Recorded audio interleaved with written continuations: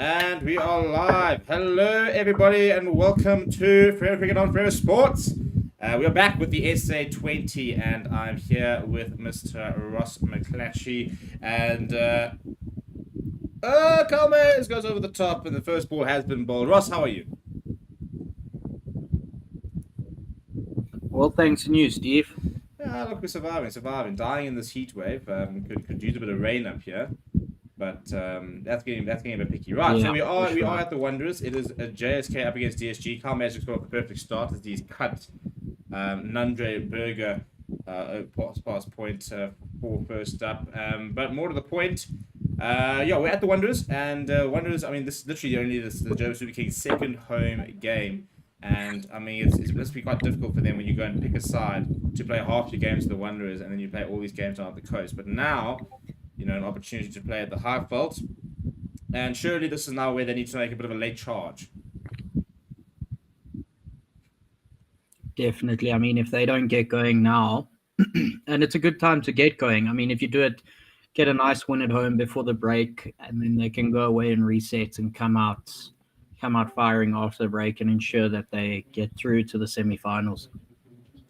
Yeah, 100%. And I think the main thing as well is really sort of be able to use certain players, the likes of a Nandre Berger, for example. But Carl May, as I said, thank you very much to that pace. Oh, no one at catch! Oh, what a start! We've lost Ross, but we've got a one at a catch. I mean, we'll take the small victories here.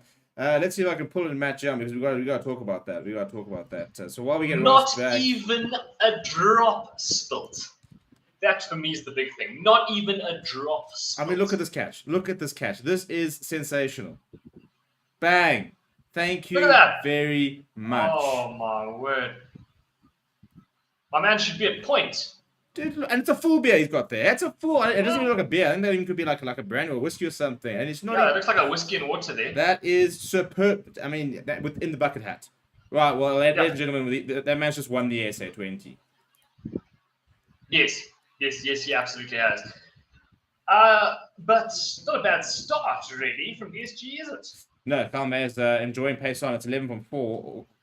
I mean, the first 4 balls of the over, and that's the Carl Mayer special, isn't it? That rock back, no foot movement, sort of just covered by a slap, really, over the top. But I think this is quite exciting. We spoke about the fact it's been pretty low scoring. Obviously, we've had a lot of coastal games. Now we're at the Wanderers, and Mark Boucher in the pre-match build-up said that he wanted to see the first 100 of the tournament. And so when you see Carl Mayer's hammering shots like that, that's pretty exciting. Well, look, I mean, you'd think there has to be 100, at least one in the tournament somewhere. And I mean, the Bullring's not a bad place to do it, is it? I mean, historically speaking, we know it's not exactly been a rubbish batting pitch. No, look, the weird thing is, has been playing a little bit slow in the last sort of recent couple of months. Hasn't been sort of that typical sort of very flat Wanderers pitch, but I think this one, hopefully they've had like 2 weeks now. It's actually been about a week today, actually, I think it was, since we were there, to really work on and get it. And look, at the moment, we're seeing Carl Mayer's just play through the line. Quinton de Kock getting onto his front foot, and he slashes that through the covers. First over has been an expensive one from Berger. It's gone for 15. Pace on, and that's the perfect start for DSG. But also, I think more importantly here, Quinton de Kock came in at 5. I think it was 2 days ago, chasing like 185, 190, which was ludicrous. So good to see him coming up front. Yeah, absolutely. I mean, I've always believed that Quinny is he is an opening batter. He is absolutely, especially with white ball cricket, the man is an opening batter, and he really can set the tone, can't he, of an entire kind of innings. Quinny goes out and even if he makes say 35, Quinny's going to make that off 20. So it immediately puts the pressure on, and that's what you want to see. In 20 over cricket, it really is very short. You don't have much time to mess around, and I think he's great in that he's capable when he comes off of immediately putting his opponents on the back foot. So for me, I always believe he should be an opener. Yeah, now this is a big decision because Maheesh Theekshana is coming on, and on the back of the news that we've heard today that Aaron Pangiso has been suspended from the SA20. Very disappointing. I think the only sort of saving grace is that Victoria has got an ICC accredited facility, and the JSK have put in a request to have him tested, and one imagines that you pull the right strings, you can get that done before the next game, which is next week Friday. But a pretty big game now ahead for Theekshana, given the fact that Aaron Pangiso has been the leading wicket taker for the Joburg Super Kings. Yeah, no, absolutely. I mean, I think it's first of all, I think it's absolutely blindingly ridiculous that the man has been suspended. I mean, I don't think there's anything suspect with that action at all. But then again, I'm not the ICC or the BCCI, so I don't really get to make these decisions. But Carl has gone over the top. Well, we're talking about the big moment for Theekshana, and that's a pretty big six. Oh, it's been spilled. Poor form. Well, I think the frustrating, I mean, the awkward thing is that I think the panel that decided on it, and I'm just trying to sort of pull up the press release here, was here we go. The panel was Mr. Zana Indama. I don't know what his credentials are. Vincent Barnes, who's the head of high performance at 4CSA, and then Vernon Philander. Vernon Philander said that Aaron Pangiso has a dodgy action. Well, Vernon Philander was one of the 3 people that said that Aaron Pangiso has a dodgy action. So thanks, Vern. Come on, Vern. I mean, honestly, Steve, do you see a problem? Well, I mean, he has been suspended before, and then they had to go through some testing and stuff like that, and they cleared him. But yeah, I mean, what's frustrating is that this guy's played international cricket, and he hasn't had an issue for about 4 or 5 years now. So if there is an issue, and that's just been rocked back from Kyle Mayers and slashed it through the covers, why hasn't it been picked up in the last couple of years? Why do we have to wait until we get to the biggest stage where all eyes are on South Africa? One of the biggest moments in our in cricketing perspective, and but also they played 6 games. Yeah, and literally the weird thing is it wasn't about it wasn't about a case of throughout the tournaments for dodgy. They said and it was the match last week that we were at actually during that Wanderers match. And what's annoying is that was the match where he really kind of got going, where it was like, right, cool, here's Aaron Pangiso, and he had took that 3-4, was brilliant. All of a sudden they're like, So you never. When do you ever see a bowler who's doing badly getting taken for bad action? Yeah, look, I think I don't know, it's a bit of nonsense personally, but it is what it is. I mean, I'm hoping that they manage to clear him as soon as possible. I really don't. I personally, I don't see too much wrong with his action. I don't think, even if there is, I mean, you've got to ask just how much. First of all, how close is it to being wrong? And second of all, how much is he gaining from it if it is slightly out? And I think both of those things are, well, it is, if anything, slightly out. And even if it is slightly out, I mean, what kind of efficacy bonus is he getting from that? And I don't see any. I think Aaron Pangiso. I think his bowling is his bowling, and it's not bad bowling. That's just that simple for me. Yeah, speaking about bowling, Durban Super Giants are sitting at 25 for none off the 2, so this is off to a blind of a start. I think my frustration is that we've now taken a week to reach a decision, and I'll be interested. I was interested to see if Pangiso was going to be there today. He is on the bench, so he is on the water. I like to see that. I think they could probably very easily have said to him, "Listen, you don't need to come today. Give the day off. Don't put yourself in the public eye." So I like to think that he's probably said to himself, "No, folks, I'm part of the team. I'm going to come and hopefully be there." Unless Stephen Fleming has said, we're backing you. You better be there today with your team because we plan on having you for the rest of the tournament. The nice thing is it does seem, as Alzaro Joseph comes and fires in a while, it does seem that the JSK are backing him. The first thing they've said is that they want to get him to that ICC centre.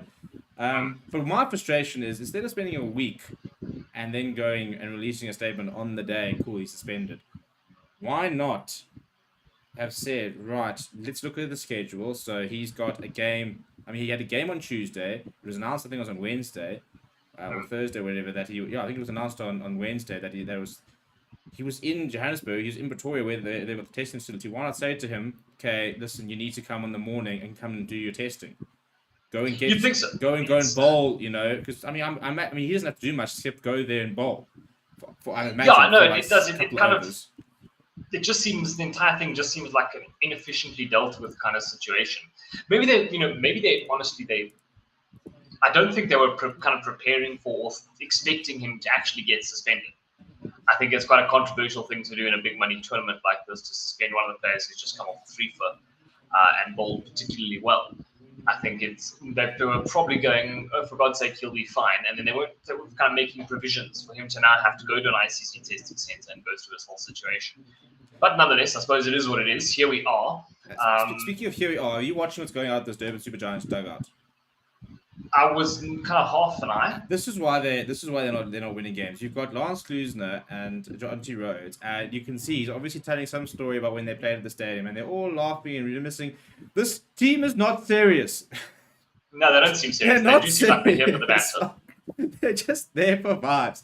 You can see they're all laughing, they're sharing jokes, they're having a great time. I mean, you got Stephen Fleming in the JSK, who, in a minute, JSK not doing brilliant. He's got his notebook, he's there, he's operating. You got Lance Klusener, John T. Rhodes, Quinton de Kock's your captain. This team is not serious about the tournament. No, they're not. They just seem to be buggering around, and they're quite happy with that. But I mean, it's part of, in a way, it's kind of part of the vibe. As we see, Kyle Mayer's put that one through to the deep pointer region just for a single. Alzari Joseph now coming into he's been in the mix for the last 3 deliveries. He's gone for 3, including that wide. Quinton de Kock back on strike. It's a strange one because I really believe that the Durban Super Giants have the ability. They have plenty of ability in the squad. I mean, I don't want to say that if they were more serious, things would be going differently. But I mean, that is kind of a KwaZulu-Natal thing, isn't it? Just to not be serious. Yeah, I mean, it is all tongue in cheek. I'm sure there's plenty of good there happening. And I'm sure that Lance Cruz is in amongst the 45,000 necklaces he wears. I think he's a very good coach. But yeah, I mean, I think for me, they just made some very strange decisions throughout the tournament. I mean, the other day they had Matthew Brzezinski in the side as a batsman, and he didn't bat. Like they just didn't send him in. They've got. For me, Vian Mulder going in early, I'm not massively opposed to that, but I don't think they don't have a lot of batting.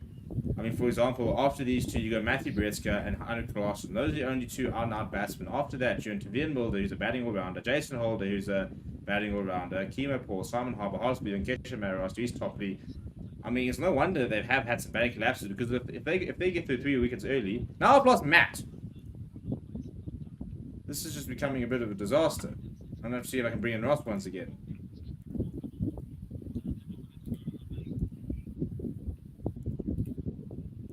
Hello, Ross. Hello, Steve. Nobody wants to be my friend at the moment, dude. I'm taking it all very, very personally. I'm just talking away to myself, and then I go and check, and no one's there. It's like... I mean, I've never been stood up on a date, or somebody bailed on a date, but I feel like this is what it would feel like. But you know what? I think I'm still having a better time than Durban Super Kings are at the moment because the Durban Super Giants are off to an absolute blinder. Definitely. Alzari is also into the attack and they've continued to find boundaries and yeah, I think you reckon we could be seeing a 200 score here on the early signs. I think the way the Durban Super Giants have started, 200 is definitely on the cards if they keep going. Yeah, 100%. I mean, the 33 for 3 going 11 and over. And yeah, I mean, Kyle Mayer's going on 22 of 12. He's been the aggressor. Quinton de Kock sitting on 6 from 6. So yeah, I think he's been happy to sort of play a bit of a part role. But 33 for none. Yeah, this is, I suppose, you're not looking for probably about 66, 70 in the power play. We saw 70 in the power play yesterday. And then sort of, who was it? Troy Capital's kind of slowed down a little bit. If you get to 70, 80 in the power play in Johannesburg, you've got to be looking at 220, don't you? Yeah, I think definitely. And if these two can hang on to the end of the power play and get DSG to 70 or 80, then I think it's going to be a big total. Because if you look at that batting liner, they're still batting to come after Myers and de Kock. Yeah, I mean, and you got Matthew Brzezinski coming in at 3, who I've mentioned earlier. I was very upset we haven't seen more from him. The fact that he had played a couple of games where he just didn't bat, didn't bowl. Well, he doesn't bowl, so you would. But yeah, but do you think that Durban Super Giants are missing an extra genuine batsman? Given the fact that if they get 2 or 3 wickets, for example, early up, as Gerald Kasia comes to the attack, then they're literally into all-rounders for the rest of the lineup, and not massive, not all-rounders who are like massive batsmen that can also bowl a couple of overs. It's genuine all-rounders and even bowling all-rounders. Yeah, I think they are missing a little bit more batting. They could do, even if it wasn't an all-rounder, if they just had one extra out-and-out batsman, I think would have helped them a lot so far in this competition. Yeah, well, so far, and ironically, we talk about the lack of batsmen. Kyle Mayer's an all-rounder. He opens the bowling and the batting. So they've literally got 3 batsmen in this lineup. And everybody else is an all-rounder. So all-rounder FC, very much the theme here for the Super Giants. It's a nice start from the open. Gerald Coetzee. Tell you what, we were there a week ago, and he was bowling absolute lightning. Yeah, he was quick. What do you think about this, Steve? I mean, so we're into the 4th now, and I think they've had 4 different bowlers, if I'm correct. Yeah, I think it has been. Yeah, so this is the 4th different bowler. Look, I think Theekshana was an early play, which didn't go well. That's really poor from Gerald Coetzee. Oh, never mind, the man up there. He's gone. He's gone. Look what it means. I thought it was a horrible delivery. I mean, it was wide, it was back of a length, and it looked like it should have been dispatched, and it was dispatched, except for the fact that there was a sweeper there. So that almost seems to be a plan. Gone. That's Quinny out early, and that's a big wicket because we've seen what he's done in the past, and he can be a damager if he stays around for too long. Sibs Makanya out in the field. He's absolutely gun in the field, is Sibs Makanya. Quality fielder. What a breakthrough. Gerald Coetzee absolutely loving that. And one, I mean, he's somebody who loves a good wicket. Lots of passion there from Gerald Coetzee. Big breakthrough this. Kyle Mayer's the danger man, but I mean, Quinton de Kock on a high-fold wicket is a scary prospect.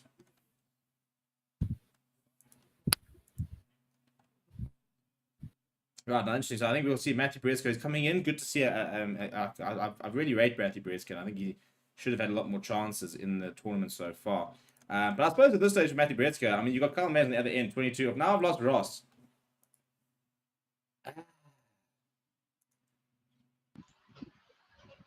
Hello, Matt. But I'm here, so it's okay. We're safe. Can't have nice things. You can't have nice Who things. knows? Yeah. Who knows, man? Literally, who knows what's going on? Look, it is what it is.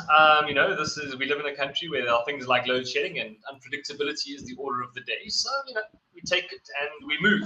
We move. 33 for 1 is what Durban Super Giants are doing. They're certainly moving on then.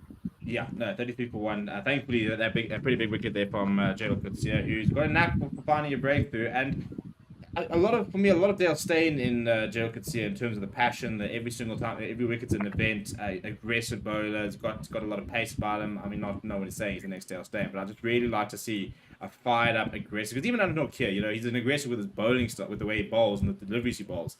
But he's not an aggressive character.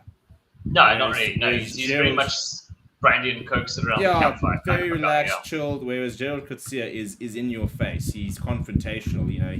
He'll celebrate you. He might even give you a young send off. He's got that big rivalry going with Devil Brevis. After Brevis absolutely took him apart in the SA20, and now I think Gerald Coetzee's got him up 3 times, and every time I think Gerald is quick to let him know about it. Oh, I'm sure. He kind of almost reminds me of, remember Andre Nel? Yes. He's got that vibe. Andre Nel used to be that properly aggressive, and I don't know. I think cricket does need an occasional bad man. Oh, Kyle Mayer's gone after that, and he's got all of it. He's got enough. Didn't get all of it, but he's got enough. And what was a great over? It was 1 for 1. Now it's 1 for 7. So still not dreadful in the grand scheme of things. But Kyle Mayer's a team beach balls out there. Look, Kyle Mayer's one of those. He's got so much power to him. He got so much power. He doesn't need to connect at all to to send that thing sailing over the boundary. He cleared that thing 73 meters with the tail of the bat. Missed time, it wasn't correctly in the arc where he was playing. But still 6, and as we see now, I think that could be a wide. That should be a wide, I would say. Yep. So what was a great over, kind of being a bit undone here by Gerald Coetzee. Yeah, last ball to come 8 off it now. Fine, he has the wicket, which I suppose you won't be too unhappy with. If that was a top ball, I think it would have been a great over. It would have been 7 from it, and the wicket went to Cock, and it would have been the perfect comeback over. So it's still not a bad over with 8 from it. Considering the fact that they were going at 12.5. But the wicket probably the most important thing. But important now for Gerald to finish strong as we go into what will be the end of the 4th over. It goes to Kyle Mayers over the wicket to the right-hander. Goes down, and that's really, really poor. That'll It's be full. misdirected. It comes off the. It'll be 4-leg buys. Yeah. And what was shaping up to a really good over he's just done all the good work there, as Joe could see. 149, by the way, that ball was bowled at. That's exciting. That is. I never really thought of Gerald Coetzee as 150 odd kilometer an hour bowler. I mean, I know he's quick. I didn't think he was that quick. Yeah, so I've heard rumors that at that CSA20 down in Poch that he was that people were saying that they were clocking him. They weren't clocking him officially for the scorecard, but there had speedometers there. Apparently, he was being clocked at above 150. But obviously, you don't know. You kind of you're hearing sort of rumors, and you're not sure what the technology is like. So to see him there at 149, that's exciting because.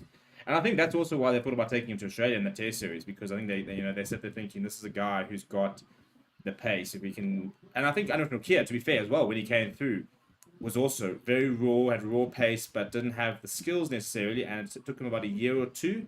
And look what they've done with Nokia. First of all, he's bowling even faster, but also they've introduced the slow ball. I think he's got far more control, so they can get Gerald Coetzee in that similar sort of pathway. Imagine having Gerald Coetzee one. He's like 23, maybe, if that. Have a quick look. Because I remember watching. 22. Yeah, I remember watching the under-19 World Cup like 2 years ago, or 3 years ago, and like he was a different level of pace then. Yeah, well, I mean, look, he looks like he's done quite well. I mean, obviously there was that last ball that was down the leg side, 4-leg buys, but it would have been wide otherwise had it not connected. So not perhaps the best, but nonetheless, I mean, I think honestly at this point, if you go 10 and over, 12 and over, but your over includes a wicket, you don't really care that much, right? So, I mean, one even a 14-run over, if it's got a wicket in it, it's it kind of makes up for it immediately. Yeah, I mean, I think Sonny goes for 12 here, gets the wicket of Kyle Mayers. You're going, yeah, okay, fine, fair enough. But Kyle Mayers goes to the top, and there we go! Breakthrough! There it is, as we said, and the wicket is the big thing. Whew, good take. Yeah, very nice take. I'm trying to see who took that itself. I think it might be Lewis deploy in that area, or it could be Neil Brunt. And Kyle Mayers was going 28 or 14. He was for Liberty. He eventually goes for 28 now or 15, and going very hard at the ball flashes. Yeah, well judged. Very well judged. Yeah, it is deploy in the end. No, that's lovely. And Theekshana will be very happy with that. I mean, again, as we say, he's coming to a lineup where he doesn't have an Aaron Pangiso with him, so there is a bit more pressure on him with the spin. So I think he'll be very happy to at least picked up an early one at least from his perspective. To hopefully set the tone for him and JSK. Yeah, and I think Theekshana's actually struggled this tournament a little bit. He's not going badly, but he hasn't really got the results. And I mean, you think bringing in an international quality spinner, you think that's going to be your main spinner, that's going to be your go-to guy. You think about what Adil Rashid's doing, you think of what Rashid Khan has been doing, and he's kind of been outplayed by Aaron Pangiso in the early stages. So with Pangiso gone, he had to step up, and step up he did. He has gotten Kyle Mayers, who can be very dangerous. Vian Mulder strides to the crease. Very much they've backed him a lot. I'm not sure if he's got one of John T. Rhodes or Lance Cleaner's nudes or something, but for whatever reason, he's suddenly found himself in the top three, if not right at the top of the order so far this tournament. But I'm a big fan of Vian Mulder, so I like the fact that they're giving me that responsibility, because I do think that Vian Mulder is a genuine international all-rounder in waiting. Yeah, no, I agree fully. I mean, in fact, I remember when we played Sri Lanka, was it a couple of years back now, and he was included in the side then, and I said, you have a look at this boy's averages, and they really are nothing. Well, he's gone.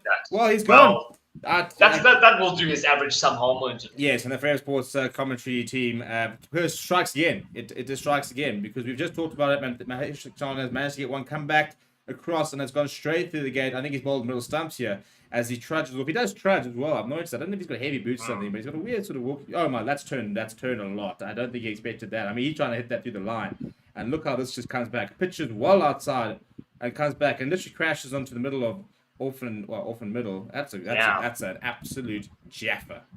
No, that's a corker of a delivery. I mean, sure, he'll be disappointed as we see him kind of stomping off, but at the end of the day, that's just a great delivery from Maheesh Theekshana, which is interesting considering, don't forget, we're playing at the Wanderers, which isn't exactly known for its wild spinning capabilities. It's certainly not Colombo or Gull somewhere. So it's interesting, Maheesh managing to managing to get it. I guess, in his defense, or maybe as an explanation, I suppose this is his home ground so far, but it is turning a fair amount there. He got it to turn that way. It'll be interesting to see what else can be done with the ball in hand. Yeah, look, I mean, I think Kesha Maharaj, for example, will be looking at thinking, well, put me in earlier, skip. But more to the point, we talk about the fact that this Durban Supergiants batting unit continues to fail. They were, 33 for none after 3, and you're 46 for 3 after 4.4. And, I mean, this has been a fantastic comeback here from Maheesh Theekshana. But once again, this Durban Supergiants batting lineup failing, and you get one more wicket now, and you're into Jason Holder, you're into, Dwayne Pretorius's. Yeah, and I mean, now coming to the crease is Heinrich Klaassen, who does actually take his first delivery very comfortably for a 4. It looks a little bit overpitched, a little bit of room outside off, and Klaassen says thank you very much for that one. But, I mean, I think there's a lot resting on his shoulders now. I mean, we've seen him have a fantastic tournament. I mean, I don't know if he's still the top run scorer, but I think he's certainly in the top 3 or so, as is Heinrich Klaassen. I think, as you say, this is in game now in a way. Yeah, and I think this is where they really want Joe Suzuki really want to try to sort of put the squeeze on here. Try and carve out that 1 wicket. I was just checking the lineups now, and actually no Dwayne Pretorius in today. So you've got Jason Holder, Keema Paul, and Simon Harden. Interesting that they've gone with 2-spin attack, hardest for UNV's top piece. So Chama Homer can bat, more of a longer format batsman. Not really a big hitter there. So Keema Paul's alright. Yeah, Keema Paul and Jason Holder, your 2 sort of next big hopes. But I mean, do you really want to be relying on Keema Paul and Jason Holder? And there's no disrespect to either of them, but I think Keema Paul averages like sort of 16 to 17, decent strike rate. I mean, he's West Indian. I don't think any West Indian has a strike rate below 110. Jason Holder, these days, he was bowling all-rounder, but I reckon these days can almost consider himself quite a good batting all-rounder. But not a player you really want to be relying on to score you a 50, 60, 70. No, sure, absolutely. Look, I mean, they do bat reasonably deep. I mean, we saw, at least according to the list that they had there, you've got a Keshav Maharaj supposedly coming in at 10. We know Kesh can hit a long ball, and he can find the boundary where he needs to. So they do bat reasonably deeply, but nonetheless, as you say, this is very much kind of the end of the pure batters. And after that, we're very, very much into the middle order, and at 51 for 3 after just 5.1 overs. That's the big thing. I mean, it's not so much the 51. They're going along almost 10 and over. But at 5.1 overs, you have to say, if they lose another wicket now, if a Klaassen or a Bretska goes out now, the odds of them surviving the 20 are low. Yeah, and especially when you think that 180 is a par score. Yeah, really, it's wonders. That's genuinely sort of the reason you want to be in, and Durban Supergiants will know that. So if you fall and you're asking, going, shit, how do we get ourselves another 130 runs here? 130 runs is a long way away when you've only got 6 wickets in hand, and I think they bat deep. But I think that in terms of the quality, you've got people who can bat, who are no mugs with the bat. But I just think you look at other sides and you look at when they're that deep and the quality that they have even down the order, and I just think that there isn't enough batting quality in this Durban Supergiants lineup. I think that Vian Mulder coming in the top 4 with Kyle Mayers opening. I mean, look, Kyle Mayers opening the batting I've got no issue with that, but Vian Mulder being in the top 4 and then Jason Holder coming in at a 6 for me is, I mean, I think Jason Holder will be a good 7-8. Type. You should be. You should be. Yeah. So I think that they do bat deep, but I think that they're missing 1 or 2 proper out and out power hits. I mean, you had Dave Miller, I think, alternates 5 or 6 today for Paul Royals, for example. I think he actually alternates 6. Yeah, I mean, that tells you everything you need to know. Yeah. I mean, what do they have here? Vian Mulder, Matthew Bretska's fine, but he's not a Will Jacks, who we've seen, really perform. He's an exciting young, he's an exciting youngster, but he's not an exciting youngster in a Jordan Herman. He's not exciting in a Diablo Brevis. He's a very good young player, and I really like him. I think he will play Proteas eventually, but he's not, a player who's banging down doors. He's not as Tristan Stubbs, for example.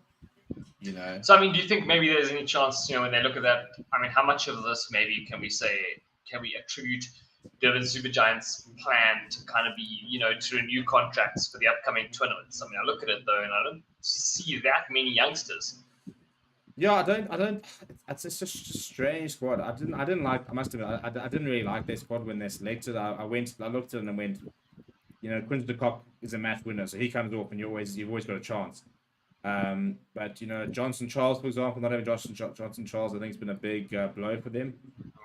He was picked up and then all of a sudden was playing BBL, so I think he's been a massive loss for them. Would have been a big role for them. Dre Pretorius not coming off. I think hasn't helped. I just think they've got a lot of passengers in this side, and I think they've missed out on a lot of really good quality. Well played there from Klaassen, and as he always set off his hip down for another boundary just after the power play. Yeah, I don't look at their squad and I'm not afraid of it. I'm not scared of it. I'm looking at the earlier game and Paul Royals when Jason Roy and Josh Butler, they're in Viennoda with 3, they pushed Mitch van Buren up to 4, they sent Andile Petlequire as a pinch hitter at 5, so Dave Miller came in at 6, Dave Miller came in at 7. So Petlequire was probably supposed to be coming in at 7. Then they still got Evan Jones, who strikes at 130, 140, coming in at 8. That is a quality depth. In terms of that's it. You're not reliant on one or maybe at a push 2 guys to win the match. There's enough there that even if nobody comes off, but everyone gets 20. Yeah. Those 20 are going to come off 8.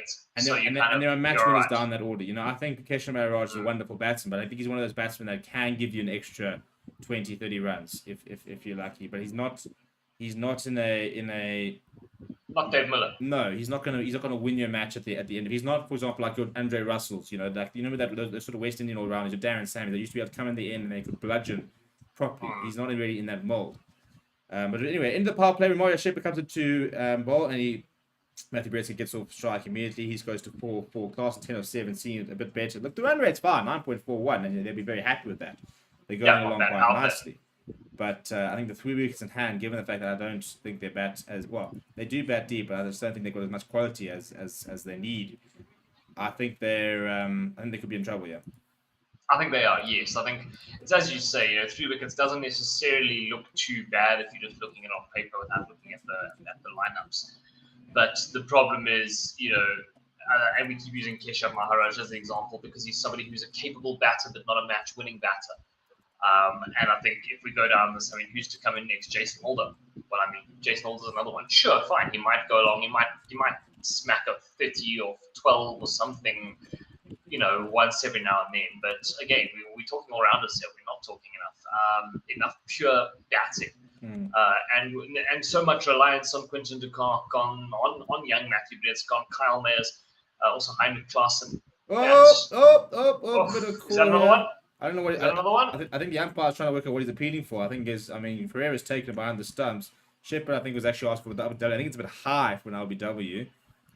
Be interested to see if they do go upstairs here, though. Well, as things stand, 59 for 3 after 6.2. Romario Shepherd now, the latest of many, many JSK bowlers into the attack. He's bowled 2. This was to Matthew Bretzky, by the way. It seems they're not going to go upstairs. They've all just agreed that something may or may not have happened, but we're not sure, and we're not entirely sure what we want to have happened, so we're going to leave it. Yeah, I think height's the issue here. I think it is quite high. He bangs him, cuts back a lot, and I think it's hitting him well above the pad. I think it's it's on the 5 pad. Yeah, so I think it's Matthew Bretzky a bit early onto that shot there. So Shepherd doing a nice job early on in this over. And I think the nice thing about this is if Joburg Super Kings, I think Faf du Plessis now will just spread the field. And he'll be happy for them to tick them all for 5, 6 and over, because he knows that if he gets that run rate down to 7, they're going to need field to catch up, and that'll bring chances. It will. And as he knows, and as we've said, chances equal middle order, low order guys coming in sooner than they would like. Yeah, Shepherd's been a useful bowler for JSK. No express pace, with him, but he bowled that final over a week ago against the Victoria Capitals, which we wanted for them. Hasn't bowled a lot this tournament. It's could have been used as a bit of a filler, 1 or 2 overs. Not necessarily a household name. I think if you don't watch a lot of cricket, you wouldn't know him particularly well. Hey, there's my boy Alistair. A little ripping the road shirt there. So basically, values your Freddie seems like he's having a good time. Basically, that's where I would have been sitting. So I actually would have been on TV if I decided to go. If I decided to go. That's overrated being on TV. Quarter catcher. As Heinrich Klaassen sends that one basically almost up the Wanderers tunnel, kind of through the, what do you call that? Kind of like a deep square leg sort of a boundary. Not quite cow corner. That one's just short, just set up nicely for him. And a man with that much power in his arms is not going to have any issue whatsoever dispatching a ball like that. This is the big wicket, I think. I feel for JSK. I think if you can get Heinrich Klaassen out relatively cheaply, then I think you put yourself in a very, very good position. I agree. I mean, I think there's no doubting the talents of a Matthew Bretzka, but I don't think he strikes fear into the bowlers' hearts as much as Heinrich Klaassen does. If Klaassen comes off, he'll come off. Right, so look at that Manhattan, and you can see that wicket and the 2 wickets. They're really sort of applying the brakes on that innings there. So that 7th over, they're going for 7. I think it's 7 off it actually. 64 for 3 after 7 overs. Interesting to see what the bowling lineup, what change might be here. It's Neil Brandt, looking to slow it down. I'm just trying to play every play, give everyone a chance. We'll have 10 bowlers with 2 overs each. Well, the big thing, I think, and the important thing here is we are talking about a left arm orthodox bowler. So we've got Aaron Pangiso. We've now got a much paler in complexion Neil Brandt, who doesn't, he's more of a bowler. But the analyst for the Lions, Persona, basically said that watch out for his spin. So it's weird because he's a batsman who seems to have picked on his bowling. He hasn't, he's never done badly really that much, on the domestic scene. But it is interesting, as you said, that he's been picked on his bowling. Do you think what do you reckon? I reckon it's just a case of, we need him right now because of Adam Pangiso. Otherwise, let's be honest, would not be playing. Well, we haven't seen much of him so far this tournament. He has played the last about 2, I think. He was a replacement. He wasn't initially picked up, so it wasn't massively important to their plans. He was actually the replacement for Harry Brook, which is, unfortunately, if you're being brutally honest, quite a downgrade. And I think that Harry Brook being pulled out of this tournament has been massive for Jay. I mean, we're talking about probably one of England's star batsmen at the moment. So you've had him up front. I think his JSK lineup looks completely different because, unfortunately, Animal Malone hasn't fired. So you've got Faf du Plessis, Reza Hendricks up front. If you had Faf du Plessis, Reza Hendricks, Harry Brook, and then you're looking at bringing in Lewis Deploy, that's Donovan Pereira, and then Donovan Pereira at sort of 5, 6. That's a whole different, can of fish. No, entirely, absolutely. I don't think they, and it's been poor to see the dropouts of some of the players. I think, I do think there's a certain level of it's the first tournament and not certain of how it's going to go. You're not going to find players putting out of the IPL like this. It's annoying because it's annoying. It's the ECB that's pulled them out as well. It's not even like sort of it's the players. They part of our workload, and basically because they have to play in the sodding 100.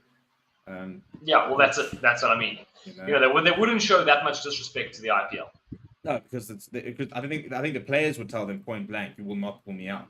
Imagine telling Sam Curran, the most expensive IPL signing of all time, listen, Sam, you've actually played a lot of cricket. We need you for that T20 series versus Ireland next week, so you're going to have to pull out the IPL. Yeah, no, sure. I can tell you that there are many places that he might tell them to shove it. Yeah, no, understandably, I suppose, with that much bucks on offer. Exactly. So it's going to be interesting to see, I think, what is it too early to talk about what we're expecting from the next SA20? Will there be one, first of all? Yeah, I think it definitely will be one. But after a flurry of a start, I'm going to leave you, actually. I'm going to try and bring in Ross so that we can see if things are sorted, technically. So, Matt, hopefully I'll see you in a bit. I might see you sooner than expected, given the fact how things are going. But for now, when we return, hopefully we'll have a Ross and a Matt.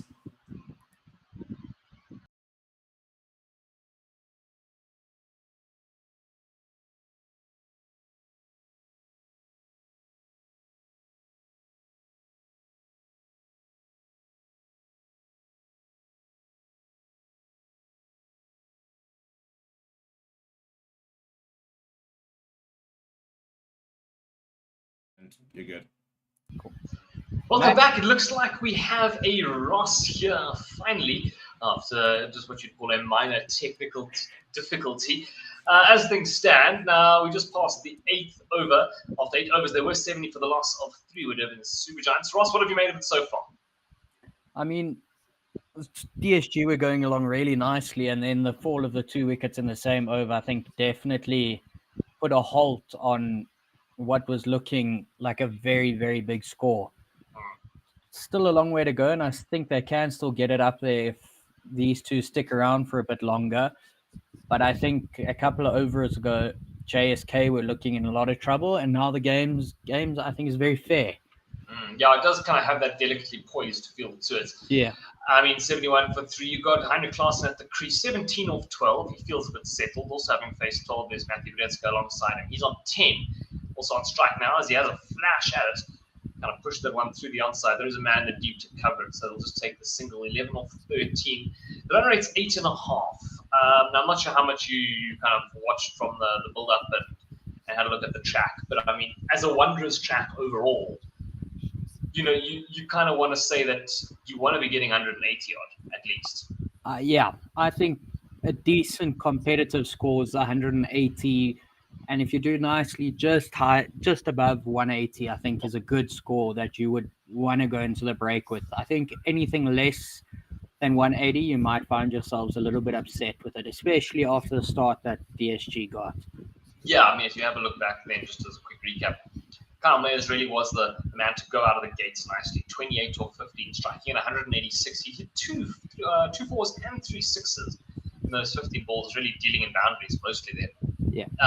Thus far, Heinrich Klaassen's the only one who's the only one who's struck at over 100, 141. As he's on strike now, you see another smash kind of through the covers. So it's going to be safely fielded though in the deep for a single at deep cover, which will bring Matthew Bretzka back on. 1 ball left in the over. What have you made of this constant changing of bowlers? I mean, we've had how many bowlers now? 1, 2, 3, 4, 5, 6 bowlers so far. I said it to Steve before everything decided to go head over heels. I was quite interested by the constant change of it because JSK haven't let any of their bowlers settle and get into a rhythm really, because it's bowl 1 over, change, bowl 1 over. And you can understand it with guys being a bit expensive in their first over, but at the same time, it doesn't give them a chance to come back and bowl another over, which I found quite interesting. Well, that is interesting. I mean, it's funny you say that because you talk about going extensively in the first over. And as things stand, I mean, look, you know, who else has bowled 1? Who's bowled 1 over here? Gerald Coetzee bowled 1 over. He went for 8. Neil Brandt bowled 1 over. He went for 6. So, you know, it doesn't look like they'll be taking people off because, oh, hang on, it looks like this guy's been targeted or whatever the case might be. And therefore, we'll just kind of pull him off and let someone else have a go at it. We have seen Maheesh Theekshana, I suppose, undoubtedly being the pick of the bowlers. He's bowled 2, and he's gone for 16 in his 2, but he has picked up 2 valuable wickets. Of course, that of the opener, Kyle Mayers, who was looking very, very good, and Bjorn Mulder, he bowled for a duck. Spinner offer at the 1, this is interesting. I think it's going to vary depending on how much the bowler can extract out of the ball and get it to turn. But generally you don't get that much turn at the Wanderers. No, that's it. I mean, that's kind of what I'm getting at. It doesn't look particularly like a spinner's pitch normally, but we are seeing a little bit of turn. I mean, we saw some wonderful turn for the wicket of Bjorn Mulder from Maheesh Theekshana. Yeah, he did. He had plenty on offer there. So now, okay, we're into a small, well, what do you call it, the strategy break. 9 overs gone, 74 for 3. If you are Stephen Fleming now, Super Kings coach, what are you saying to your guys? I think I think I would be saying to them, dig in. They've got 2 big wickets. And they haven't, Klaassen, and as you said, Klaassen, the only one striking at over 100 since Kyle Mayers, and keeping Bretzka quite quiet. So I think you've got to try and push on in that kind of manner. If Klaassen's going to go, he's going to have to go, and that can bring chances. Otherwise, I would say just plug on and try and create chances and take wickets because, I mean, the run rate's 8.2, so it's not insane. If they can keep Brietzke striking under 100 and slow Klaasen down slightly, JSK will be looking really good. Okay, so you're following with Steve's logic of just, if you was Faf, just saying, all right, spread the field out nicely, try and protect the boundaries, and start to try and put that pressure on. Yeah. Yeah, look, I mean, it makes total sense. It really does. I think in this case, it does look like Klaasen might be in some, some good form. He does seem to be hitting the ball quite nicely. Of course, as I say that, Watchy will go out now. But, yeah, he does seem to be hitting the ball quite nicely. So I agree with you. I think rather try and protect it. Don't place too much of an attacking field in place. You got through the power play. Let's try and put that squeeze on him and force him to play the aggressive game. I mean, look, his game is aggressive either way, but rather, don't give him the option. As we see now, Neil Brunt returning into the attack for this 10th over. That one just punched away quite comfortably down the ground into the offside for a single, which will bring the man of the moment, Heinrich Klaasen, on. If we have a look at a projected score, currently 164. That's going along at 8.18 and over. But now that's, of course, assuming that there are no more wickets. What do you make of the rest of the batting lineup? I don't know if you have it in front of you, but we've got Jason Holder, Kimo Paul, Simon Harmer, Hardy Fulgun, Keshav Maharaj, and then Reece Topley still to come. It's not a bad lineup to come. However, it's what Steve was saying earlier. They don't have that many out-and-out batsmen left. So it's more all-rounders that all do have, I mean, Kesh, if he gets in, he can strike quite quickly and score a couple of runs. Holder can hit it a long way.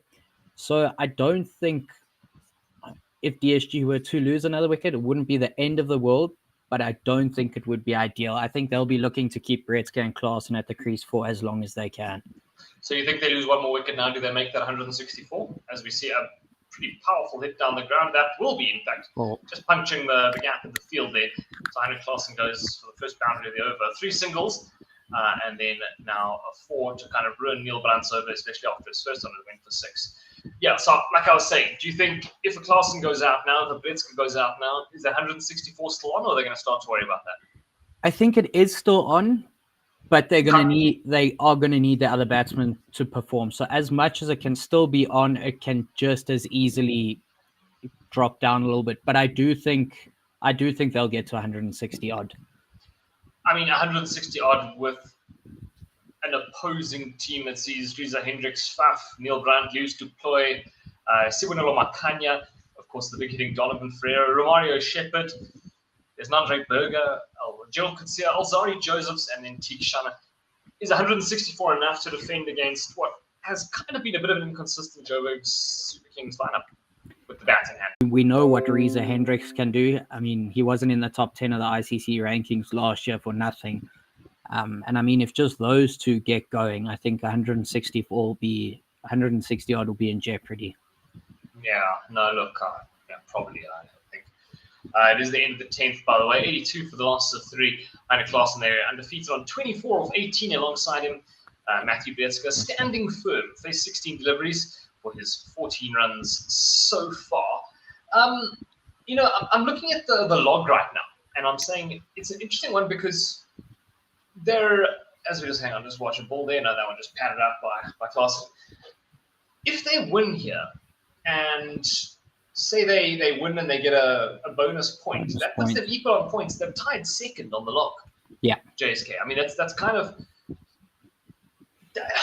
that's better than they feel like they've been. I agree, because I've been looking at this log and you see JSK, they had a very nice win against Pretoria last week at home. But since then, I mean, they went to Pretoria the night after last week, Wednesday, and they just didn't show up at all. Pretoria ran right, and they've had a couple of games where they just haven't looked very good. So I think they'll be very chuffed if they can win with a bonus point and even just get the win tonight, because it'll put them somewhere, as you said, where they haven't looked as good as their position on the log will be. And I mean, you also got to remember that, even no results tonight puts them above MI Cape Town, Cape who, let's Town. be honest, have looked as though they are the, on paper at least, the team to beat from the start of the tournament. Agreed. So I think.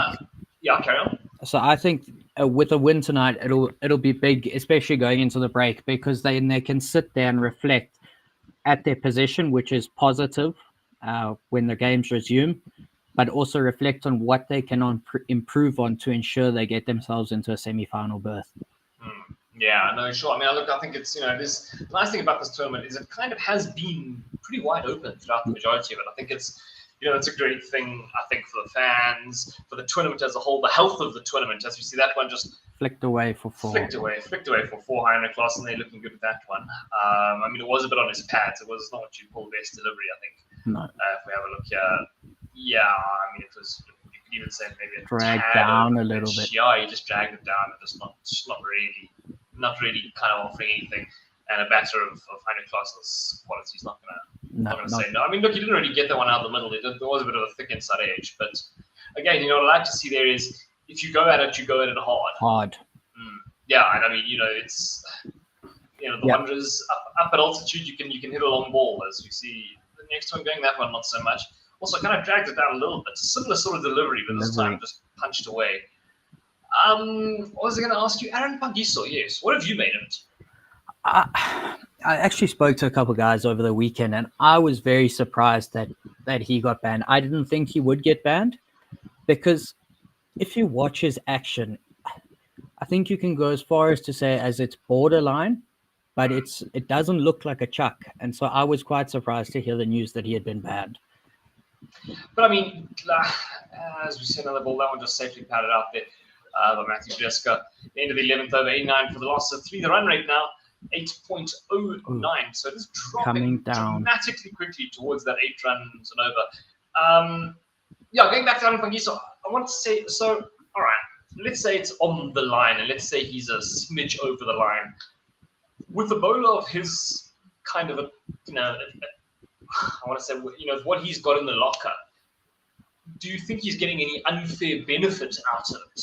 I mean, I know that's not really where the rules don't decide, it's not logical like that. But I mean, do you think, if anything, if he is over the line, do you think it's something that's helping him at all? Or is it just, it makes no difference kind of a thing, if he was to rectify it, it wouldn't change much? I don't think it would change much. I mean, if the reason for his banning is his arms too bent, I don't think it's. Lovely shot, by the way. Sorry to interrupt you there, Heinrich Klaasen. Picking the gap, that one coming in from Neil Brandt, who's now steadily getting more and more expensive, it does seem. But I suppose that's what happens when you're not really bowling an out-and-out full bowler. You just punch that one through the gap there. Fielded it, make an attempt, but not to be at cover. So 4 off the first delivery of the over. Let's have a quick look here to see what happens. Clever batting there from Klaasen, just putting it away. In fact, they're going to come back. They are, in fact, coming back for the second. That's good running. Yeah, that is pretty good running. So often you see guys more than happy to just take the single, get off strike after it hits the boundary, but not the case here. So 36 off 24 now is Klaasen. Interesting, he does seem to be following the strike of it. A little bit, but the way he's going along, I don't think there's anything wrong with that. And I think they might have during the strategic break have said Klaasen do most of the work because he's got his eye in going a little bit quicker, and Breedska can bat at his own pace. Because as long as Klaasen's there as the aggressor and striking at over 100, I think there's no issue with Breedska just holding back and batting his own game. So this is a bit of a like what we saw yesterday with the Rassie van der Dussen, kind of allowing him to bat himself in because you've got someone who's smacking it all over the park the other end. I think so, but they've got to be careful in that they don't replicate a Rassie van der Dussen, where if Klaasen goes and Breedska continues to bat slowly, it's again we've got to speak on that a game losing innings.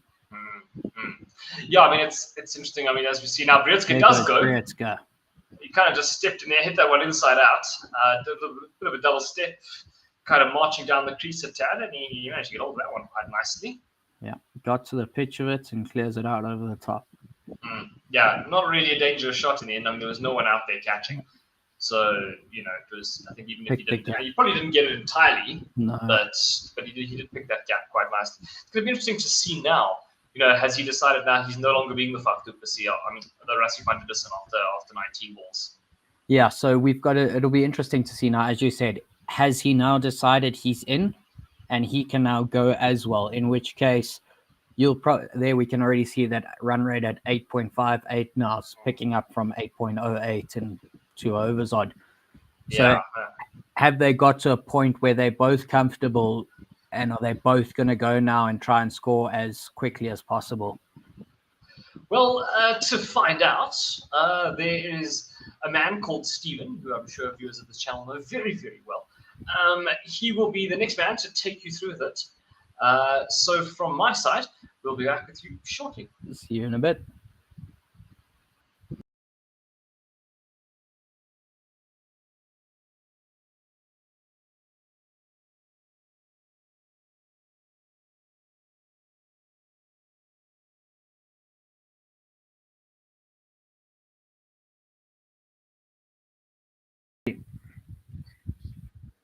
And welcome back to the A team, or at least the A-list presenter, one of the A-list presenters of the channel. Roscoe, mute yourself. Mute yourself. Know your place. Roscoe, 104 for 3 after 12.1. I always talk about you wanted to double from 12. If they were to do that, I'll put them on about 100, 210. So right now, I'd say momentum back with Durban Super Giants. Agreed. With these two at the crease and going along quite nicely, momentum back. Eight overs to go with 7 wickets in hand. And both batsmen in. I think they can still put on a big charge from here. Yeah, and I think tricky now captaincy wise for Faf du Plessis. He needs a wicket. He wants to try and get into that, stuck into that sort of lower order from the Durban Super Giants, which hasn't really come off. But at the same time, you can't afford to be overly aggressive because Klaasen does look in very good touch at the moment, and he does seem to be taking any opportunity he can to score quite quickly. So I suppose it's an interesting sort of conundrum. And Andre Berger, and he's picked up beautifully as Matthew Bretzker, and it's gone down in the crowd. Not a great, but Matthew Bretzker's now suddenly getting the fun, and Andre Berger, unfortunately, they've taken a liking to him. Matthew Bretzker's taken his time. Going from 21 to 21, but now he'll move to 27 or 22. And this looks to be quite a well-timed innings from Matthew Bretzker so far. Yeah, agreed. I think and it's what Matt and I were saying about the Rassie last night. I think Bretzker's now got to that point where he's decided he's in, he can see the ball, and he's going to go, and he's done in the space of an over and a half. He's done the catching up and is now striking at over 100. Yeah, this time he just hammers it through the covers. It will be cut off, so it should still be the single. Andre Berger had a lot of pressure here. I mean, even if we were to bowl 2 dots going well over 10, or just over 10 and over. So the Levian actually taking a liking, and all of a sudden the run rate back towards the 9 point. What would Joburg Super Kings be happy to chase? What would they be sitting there going, cool, we back ourselves? What would they go sitting there going, it's a bit high? What would they be sitting there going, this is going to require a big effort? I think they would be quite happy to chase between 170 and 180 odd. I think if it got above 190, 195, I think it's going to take quite an effort to catch. Right, so you reckon that with a bang line, the Joburg they'll be happy to chase 180 odd? I think so. Yeah, well, I think that is usually the past score here at the Wanderers, looking very yellow. Festive. Yeah, we were there a week ago. I think I'm currently battling like the post Wanderers flu, really, like that's a delayed onset. Lots of talent on display at the stadium, on the field as well. As Andre Berger goes into his final delivery of his 3rd over, Basil and short, and Klaasen will scamper through for a quick single, and a good over for the Durban Super Giants, going for 10 runs in that over. 13 overs to go, 13 overs done, rather 7 to go. I mean, look at that. That is a proper amphitheatre of cricket, isn't it? 100%. I'm quite jealous that we're not there again. But the bank account and the head tomorrow morning is thanking me very much. No, literally. I mean, we can't be doing an after party at the Wanderers, getting home at 2 in the morning. I'm no longer 19. I need to start staying in my lane here. More to the point, what I am seeing in the distance is that golf course, which we will be attacking this weekend. Have you hit any golf balls this week? I actually played 9 holes yesterday. Played at South Downs. It wasn't bad, wasn't great. Yeah, well, we need you to operate this weekend. But having a look at the log there, Joburg Super Kings sitting on 12. Importantly, both these teams have at least one game in hand. After this, there'll be the same amount of games in my Cape Town as well as Pretoria Capitals. But they can actually get themselves the second place in JSK, which for a team which has started pretty poorly, I think would be very happy getting into there at second place. And with the fact that they've got so many home games and the fact that the playoffs and the final are on, the final will be on home soil for them if they were to get there, and even the same final in Centurion. I suppose if JSK were to win this, they'd actually be sitting quite well poised, I think, for the rest of the tournament in terms of playing. I think they've only got 1 or 2 away matches. And I think one of them's in Durban and maybe at Paul. I don't think they play much, but no more coastal games really for them. So they'll probably be quite happy with where they are. Yeah, I mean, I think this is only their second home game of the tournament. Yeah, so looking at the rest of their fixtures, they don't play another away game, actually.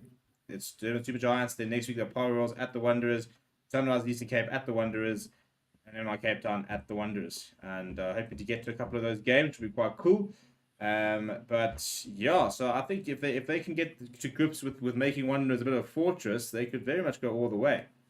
I agree. And they've had a good start at home. Last week beating Pretoria Capitals. And as you said, if they can get it done today, then they start to get that feeling of, okay, this is our home ground and we're unbeaten here. So anybody can come and challenge us. And it brings those good vibes when you walk into the stadium on game day. Yeah, looking for a 2 here. Don Ferreira's a big crash, slow to take off there. Reza Hendricks in the deep. I think might have pulled his heels a little bit there. So a good 2 there coming. Harry Clarkson doing very well here. 45 of 33. Matthew Brits 28 of 23. So this is now a big moment in the game as Maheesh Theekshana has come in and Faf du Plessis will be asking him to go 2 overs now. He's gone 2 for 20 in 2.4. The 2 wickets were very important and he's looking for a breakthrough here. Having a look at the delivery, which he just pushes out, he fixes it out with his finger. I mean, the subcontinent bowlers are just something else with that ball, aren't they? Yeah, agreed. I think if you ask me to do that, I might drop it behind me. I might break my finger, to be honest. I don't think I'd physically be able to just pick out a ball up to delivery like that. I know. Mine's definitely not hitting the pitch, that's for sure. Otherwise, it's going to hit my feet in front of me. Yeah, correct. So this will go for 5 from it so far. 100 class and just 4 away from that half-century mark.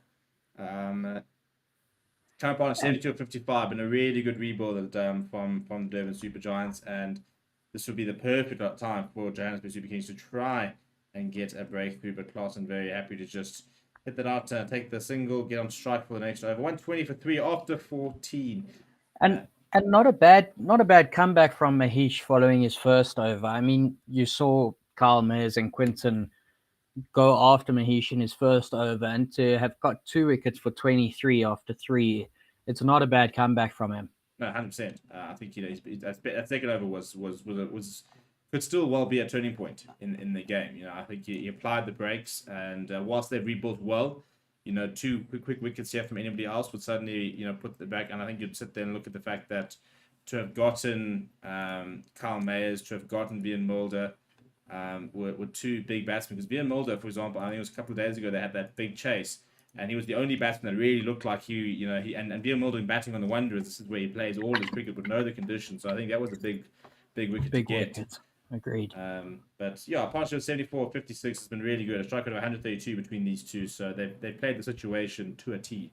And ominous signs if they're there in another 3 overs. But once again, Joburg Super Kings could very well bring this back. Gerald Coetzee, well, this is in terms of turning to the players that want to try and make something happen. This is going to be pace. It's going to be fast. Gerald Coetzee was definitely bought for his Wanderers deck, wasn't he? Agreed. He looks to suit it very nicely. Yeah, there we go. And he was pushing in through last in his first over. We saw 1 clocking at 149. Fires in the Yorker early on, and Klaasen doing well to get. And 139 looked like it was a bit of a pace off there. And I think to Klaasen, Klaasen will enjoy a bit of pace on. He plays his great career at the Titans over at Centurion Park. Has faced plenty of pace in his career. I think Klaasen is Breska, somebody that that I think Joe could see it could afford to be a bit more hostile. He's played, I mean, Matthew Breed's the East Cape boy, still plays the Wanderers. So it hasn't played in comparison as much cricket in the high fold. I think Joe could see it needs to be nice and aggressive here and really start trying to get stuck into these two and see if he can try and buy himself a wicket. Agreed. I think he needs to pick a batsman and go after him, and that would be Breetzke. Well, Breetzke well, here we go. There we go. We called it. We finally caught something good for a change. Usually we're talking about how amazing a player is and then all of a sudden they buckle. But Matthew Breetzke wants to try and get into the line, and I'd love to see the speed on that because it looks like he took all the pace off that ball. Yup, you can see there was a cutter. Bowled a cutter. Let's see it. Yeah. I'm actually not sure it's a cutter. I think he's actually held that. It was almost rolled it the other way. I think he's actually almost held it like an orthodox offie, with his fingers wide, and it's just try and sort of slow it out. So he's banged it into the ground, and Breetzke's looked to try and scoop him, and all he's managed to do is put it straight into 45. So Matthew Breetzke goes 28 of 24. Gerald Coetzee once again with a big breakthrough. He's just got a knack at the moment. I was going to ask you when you thought Faf would bring him back into the attack, because 14 overs in only having bowled one, that was a good call to bring him back into the attack because he's a wicket taker. Look, I think you go 3 on the trot if he really gets going. He's 2 for 9 and 1.2. Kemo Paul striding out. I think if he's running in and he's bowling well, I mean he's bowling the 15th. He could bowl the 15th, 17th, 19th overs. You could bowl Theekshana on the other end for over number 16. And then probably look to bring in Gonanja Burger's got one more, but we saw him using Shepherd at the death. Shepherd, yeah. And then you've got Azari Joseph, who's got 2 more. Joseph. So you probably won't see Shepherd. I reckon we'll probably see Theekshana, and then we'll see Joseph on the last 2. And I reckon if he's bowling well, I think Gerald Coetzee just bowls through. Agreed. And to this point, he's bowling well. Yeah. Well, here we go. He goes to Kemo Paul. Look at those speeds. Everyone the slow ball. This one, nice and full, and Kemo Ball just plays it well on the front foot to get run it down to Reza Hendricks, get off strike there. And I think we talked about it earlier. I said that Gerald Coetzee, reminds me a bit of a Morne Steyn in terms of the aggression, the passion. He's a confrontational bowler. Morne Steyn, the rugby player. Steyn. It's been a long day, and it's flipping hot up here in this. But I agree. And it's what you were speaking about with him and Brevis.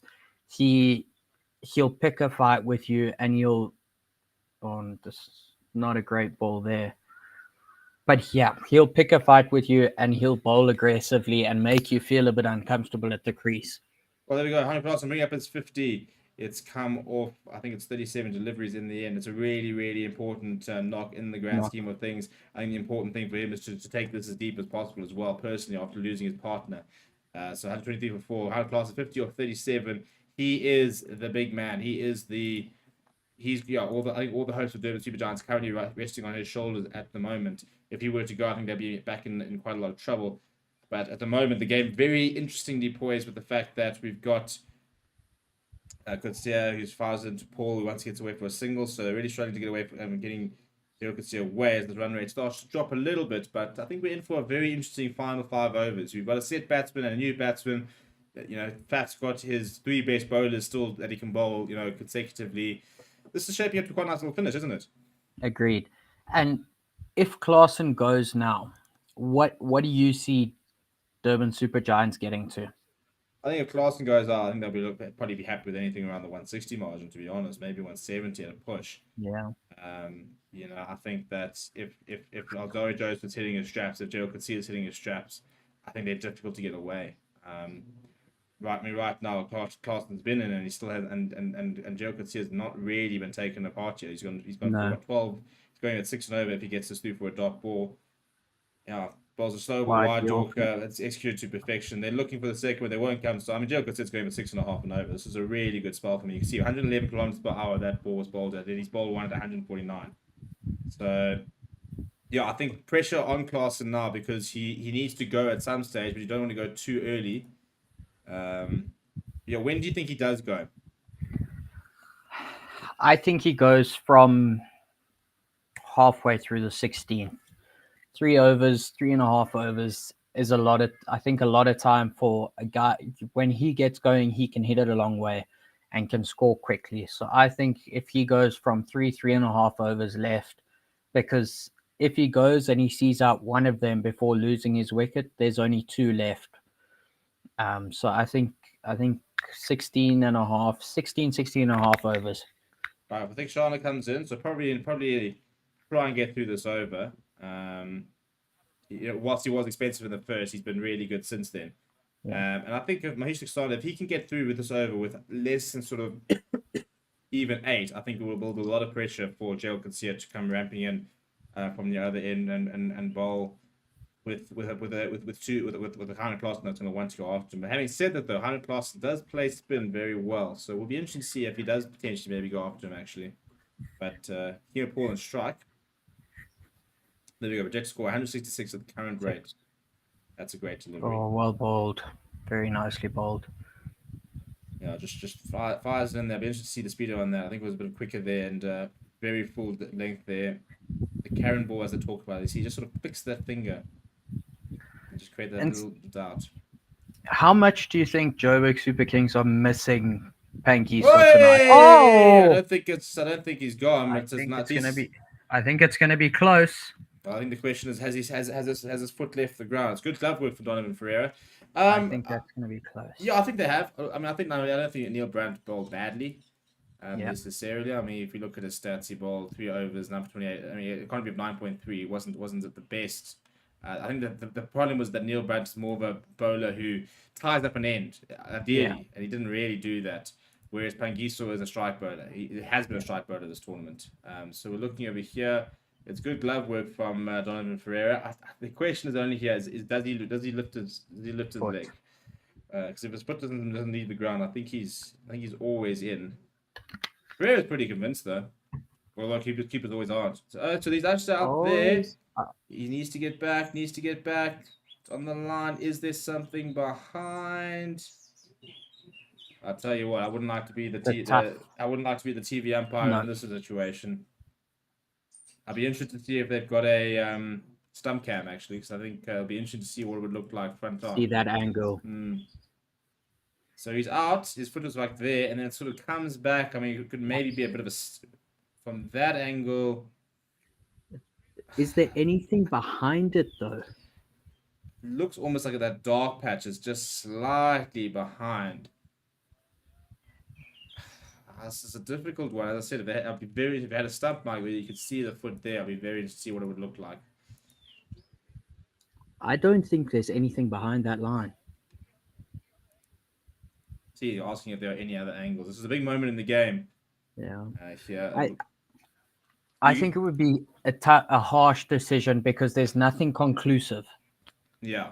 So you're saying benefit of the doubt going to the batsman. Yeah. Yeah. There we go. Not out. Yeah, not out the call. I think that's pretty fair. I think it looks like it does seem to be something almost behind. It's definitely not conclusive that there is nothing there. So yeah, decent glove work from Donovan Ferreira. He's been quite good with the gloves since he's been stuck there. And then Steve, we see in the IPL and quite a few of the other series the light up bails and the light up stumps. Do you think that makes a difference in terms of runouts and stumpings and that? 100%. I don't see how it couldn't. And I don't understand why. We haven't gone with them. I think it's for me I can't remember who I was on stream with, who my co-commentator was at the time. But we spoke about if when you sit there planning a T20 tournament, you've got your list of things to do. Surely Zing Bales and Zing Stumps are on that list. Brings out the reverse there, does Kimo Paul and gets completely wrong. So it's a really good over here for Maheesh Theekshana. But yeah, I mean, surely you're thinking, cool kits. You've got to have like a nice big something big to pull the crowds in, like the 2 million.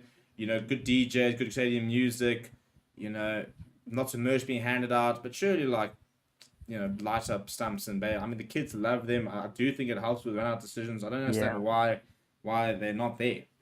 I agree. Well, Paul going over the top there. Has he got enough? He does have enough. He does. That's a really good strike there from Keno Paul. There was nobody really back. It was pretty wide. Was the long one there. So in the end, pretty safe shot. And Maheesh Theekshana, well, it's the first time they got a hold of him. Almost got through a really good spell. And I still think it's not a bad over. If he can get this last ball as a dot, you said under 8 and it'll be 7 off the over. Yo, he's chipped that over the top. It's going to be even better.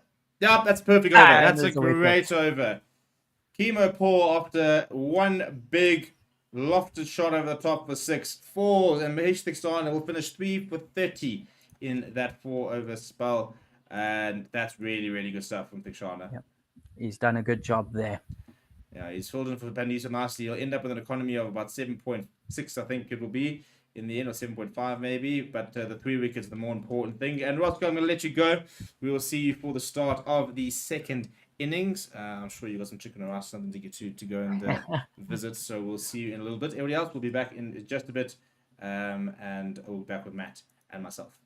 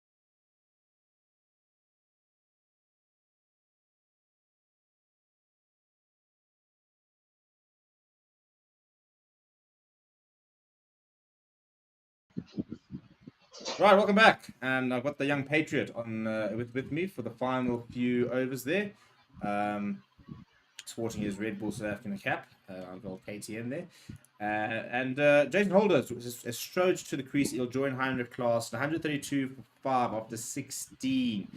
Current run rate was putting them at around the 166 mark. With 100 class in there, I think the current that could still be on. But I genuinely think if they get 100 class and out here, man, I think that 160 could be even a bit of a stretch. Yeah, I'm inclined to agree with you. I think 160 is a stretch if you get class out this over.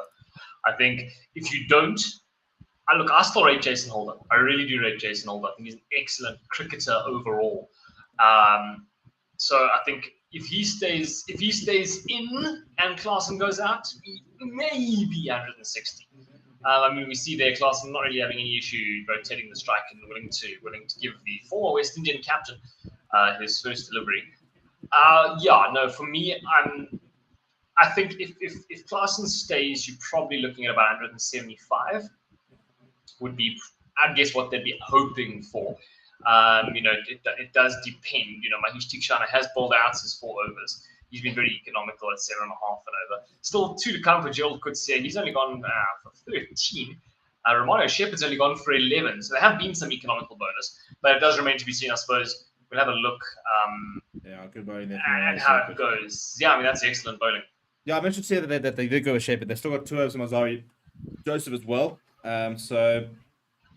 But they have used Shepherd quite a lot at the death, and I think he's got that Yorker in him, and he's got very little pace. He's not the same amount of pace, so it's a bit more difficult to get away. And I think if you can fire in that sort of slow, when we say slow, we're talking about 125 to 130, so it's not like it's pedestrian, but you can get that Yorker in, and he's gone pretty full so far in class. Just looking to hold the strike. It's interesting. We keep sort of mentioning, when does Clarkson go? When does he? You got to pick that over, don't you? You got to pick that 20. I mean, Miller took Magala for 25 in the 17th over, or 18th over, I think it was, to really sort of win that game. And I think it'll be interesting to see who they look to attack, because they haven't really gone after Shepherd now. So you're probably looking to attack on either a Gerald Katsia or an Alzari Joseph. So plenty more pace on the ball. Which bowler do you think they'll probably look to go after? Look, I mean, if it's me, I think maybe you might try go after a Gerald Kutsia. He's still got a couple of overs to go. Yes, I know he's picked up 2 wickets at 6.5 and over, but he's young. He's a little bit inexperienced, certainly at facing international quality like this. I think he's the kind of guy they'll look at and they'll go, you know what? Let's take him on. Let's try and maybe destabilize him a bit, kind of get him a bit emotional. We know he's already emotional to start with. Let's kind of try and set him off his rhythm a bit, and then he's got plenty of pace, as we've seen, cranking it up to 150. There's no issue. I'm trying to work out if I'm being too harsh, but I mean, Jason Holder's just cut that through the between point and almost sort of gully for 4, and no one really seemed to actually want to get down and actually have a go at that. It almost looked pretty. I mean, I thought it was through the gap, but I would like to see a bit of a dive or something in the situation, because all of a sudden that with that boundary, there's now 8 off the over here from Shepherd, which 8's not bad. If it's a boundary here, 12's good, so big. I think intensity is a big thing coming here, but important for Shepherd to finish up. So 8 from the over so far. Projected score continues to be 166. They continue at that 8.3 margin, and that's gone straight up. This is the big moment. I don't think it's got enough. Cash needed. Oh, he's dropped it, you bloody prawn! Neil Brunt. I would drop him. I would send him packing. I would ask him to hand in his kit. Are you laughing? I will smack you, boy. Yeah, I mean, good. How? No. And I've seen this guy take one of the most incredible. Well, exactly one of the most incredible pieces of fielding ever, where he dove one-handed over the boundary, caught it mid-air, and tossed it back, and it actually ended up getting back to the inner ring. I remember that. And I watched him do, and now he's done this. Oh my, that's horrendous. He's just misjudged it, hasn't he? I mean, he looked like he got there, he slowed down, then he realized it was a little bit further than he thought it was, so he's kind of, I don't know, made a half attempt. Last second, he's realized, oh shit, put in a half-hearted dive to get there. He may have cost his team the match there. Yeah, I mean that's a big one. I mean, and it's 2 runs from the over, which is 2 runs more. It would have been Hiram Clarkson, would have been a new man on strike. Alzari Joseph now is going to go West Indian to West Indian. This is going to be a nice little matchup. The current run rate is still sitting at 8.35. We've got 3 overs to go, so 8 over does get them to 166. They'll be looking at sort of 12 to 14, I'm sure. In the next sort of 3 overs, but Johnson Holder 6 off 3. You get to get that boundary. Higher class has been dropped by Neil Brunt. Alzari Joseph pace off, and Holder just sort of pulls that onto the leg sideways. Hendricks gets there, and it'll just be a single to start. This will be interesting now to see if Clarkson wants to go after him, or whether they're going to be happy to just sort of milk him around for 7, 8 in this over and really attack that 19th over, which I imagine will be Gerald Katsia bowling. It could be Mario Shepherd. Look, that's it. You're 5 wickets down. You got less than 3 overs to play. No, I mean, we know that their bats I would be swinging well enough that anyone can swing. No, but this is Simon Harmer can swing, Kesh, Hardest and they can all just, even if it's just. Well, there's 17 balls left now. So wickets in hand. I mean, there's 17 balls left. You'd have to lose a wicket 1 every 2 to actually run out of deliveries. So. Yes, I'll be swinging for all Hail Mary here. But look, Alzari Joseph is a world-class bowler, and this is why you spend the bucks on these type of players. So let's see what he can do. He go into class, and he should be out. It was just dropped. Takes pace off, goes over the top. Oh my word! He dropped again. Another one. What a tit. Look, that one probably a little bit more acceptable than Neil. But in the end, I think it's actually a good piece of fielding here, because Faf du Plessis has launched himself to the right. Probably the only person in the Super Kings team that actually would have even got to this. But Heimer Klaasen is living on the edge here. He tries to go over the top, gets it horribly wrong. Well, I mean, that would have been the catch of the tournament if he had taken it. He just launched Goes for himself to the one-hand right, catch there. one Does hand. he know he's not allowed a share of the 2 million? You know, I don't think he minds. I think that I think there's one guy in the show, Super Kings, who probably doesn't need the cash. It's probably this guy. No, look, you can put bread on the table. There's no doubting it. And it's Let's see what Woolworths happens bread as here. well, which I don't know why you buy it, but Woolies bread is the point is cuck, you by can the way. afford it. Well, there we go. What happens there? Just a single taken in the end. Maybe Klaassen just having a moment to breathe after two Living on the edge. drops. Back-to-back drops. Back-to-back drops. I would be going and buying a lot of tickets. Yeah, no, you might as well. 4 off the over so far. Still 3 balls to come. It does bring on the one-time West Indian captain, Test captain, in fact, Jason Holder, onto strike. Let's see what happens now with 3 deliveries left. Does he try and just poke it up the end and rotate strike, or does he also take on his fellow West Indian? I think if it's in the slot, he'll have a go, but Alzaro Joseph is firing them there pretty quick. That last delivery, 149 kilometers per hour, so I'd like to see Alzaro Joseph try and find that Yorker. Goes pretty full, and Holder just carves it out. Should just be the single. Is it? Are they? Yeah, just a single. The They one follow thing, up the single. unfortunately, you're not going to get with Jason Holder. He's not particularly quick between the wickets, despite needing only 4 steps to get there. No, sure. No. He's certainly, Avery de Villiers between the wickets. But look, I mean, I suppose at the end of the day, do you mind if you take a single? Not ideal. I mean, I feel like that delivery had a little bit more on offer there. He probably could have, had he tried to go, over deep cover or something like that. He could have gone inside out and put it over. But nonetheless, Heinrich Klaassen moves on to strike now with 2 balls left in the over. Klaassen obviously preferring spin, but let's see. Joseph bangs onto the length and he beats the outside edge of Klaassen. This is a really, really good display of bowling of Alzaro Joseph. He went pace off the first 2 cutters, the one producing a chance, and this time he's just banged it on the length, beating the outside edge. I think it's just been with the pace, to be honest. Really good stuff this from Alzaro Joseph. It's gone from just look. I mean, Klaassen 5. connects that. And it's gone. Yeah. That thing looked like it was motoring. Yeah, unfortunately, we keep going to the equations. We keep seeing how the speed of rating, which is frustrating. I want to see the stats. I don't need to see what the projected score and stuff is. We'll get there when we get there. I want to see how fast these deliveries are. So the story of the over so far is 1-2-1-1 dot. Joseph going to Klaassen, bangs in, and it's paced off again. So it's out in the deep, but there should be there's no fielder there. No, there's no fielder there. So that was actually nicely found. That was nicely 9 off found. the over. It was a slow ball there, 127. Good end to the over, 9 from it, though. I wouldn't say that's a train smash from a Joburg Super Kings perspective. Just too short there. I think pace off is the right idea, but banging in the back, I mean, it's far too short. You got to get that a bit fuller there. Pretty easy pickings in the end for Heinrich Klaassen, who's very strong on the leg side.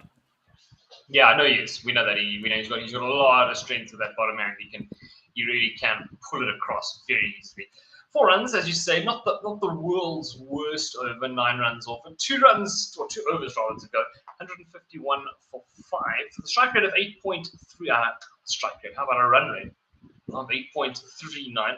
Gerald Coetzee, the new man into the attack. Would you have left him for the last over? Well, they'll go to Alzaro Joseph. I mean, they will go with him. Yeah, so I'm surprised that Coetzee, I'm surprised Shepherd bowled the over that he did. I thought they might have gone with Gerald Coetzee for those 2. But I like I look at the end. Well, this is, but also, from a take away my Joburg Super Kings affiliation, I really want to see our young bowlers being put into these sort of situations. Gerald Coetzee, 22 years old, going to a set Heinrich Klaassen, an international quality player, and Jason Holder in the biggest stage of all. What's your medal like? Do you have it? What's your temperament like? I want you to go and run in and find me a wicket, find me a 5-run over. Well, let's see. Here he comes with his first delivery to Jason Holder, He's beaten who outside misses. edge. A full toss, but it must be said. Went for the Yorker, and Missed it superbly badly. Interestingly enough, I wonder. I think it's almost. I don't think he wanted to go that full, but he bowled a full toss to Klaassen. I think he actually rolled his fingers over the ball. I actually think he wants to try and sort of get that sort of dipping full toss, which sort of dips on the bats in the last minute and almost sort of ends up Yorking them. I think he tried to do a similar thing there. I'd be interested to have seen what sort of delivery that was from him, because he's tried it once or twice. Let's have a look. Second delivery now. So far a dot. Yeah, and once again, That's a good ball. pace off. I'm sure if you guys see this will be in the 120s, I'd imagine. If this That's wide Yorker. 120 on the dot. 120 exactly. As you said, yeah, no, that wide Yorker. I mean, it really is almost an unplayable delivery. I mean, they do get through for the singles, so Holder's probably not as confident right now as the Heinrich Klaassen is. He's used to playing up on the high felt. He's undefeated on 63, so he really is. He's going along nicely. His run rate slowed down a little bit, 63 or 46, but I mean that's still not exactly tragic. Let's see, here it comes in for the third ball. Yeah, well bowled as well, and that will just be Very the one. Riza. What I liked, and that's allowed him to get past 2. That's poor for Riza Hendricks. What I liked about could see is I think that he bowled. There was a plan there, Jason Holder. Jason Holder. I mean, he just didn't allow him to free his arms. He's bowling into the player. Jason Holder's trying to get himself, even down at Klaassen, is trying to get himself into the line. He wants to go over, mid wicket, and he's just keep firing it wide, keeps it outside the off stump there, not allowing them, to bowl straight enough or in that arc to really try and get that pickup over mid wicket. So I'm enjoying this. It's really good from Gerald Coetzee. He's been very accurate so far. 3 from the first 3. Klaassen a strike. What does Coetzee do? Does he with the double bluff? No, he still wants to go wide. Nope. Well, Klaassen is at that one, but has he got enough? I don't think he has. Yeah, of course. That's it. And that is world class from Gerald Coetzee. They keep moving into the line. I mean, we saw Steve Smith the other day. I think started on about 6 stump and then stepped across even further. But Gerald Coetzee was just firing these in towards just outside the where would the York stump be of the batsman? And he's taking. I mean, I don't think it's a leg cutter. That's really. No, I don't think so. Yeah, that is that's really good. I mean, to be able to execute a leg cutter on that good line there as well. To see Heinrich Klaassen goes miles in the air. Teresa Hendricks takes the catch, and I think that reaction from Klaassen says it all. Yeah, very frustrated there. But look, I mean, you can't really complain at a strike rate of 135, which is not his best. But when he's made 65 runs or 48, you have to say another fantastic knock from Heinrich Klaassen, actually. Yeah, I'm one of the form batsmen of the tournament, and I'm having a look at it now. So after a couple of matches, he's actually third currently as things stand. Remember, a couple of days ago he was first on the on the run scoring board. He's currently third behind Josh Butler and Will Jacks.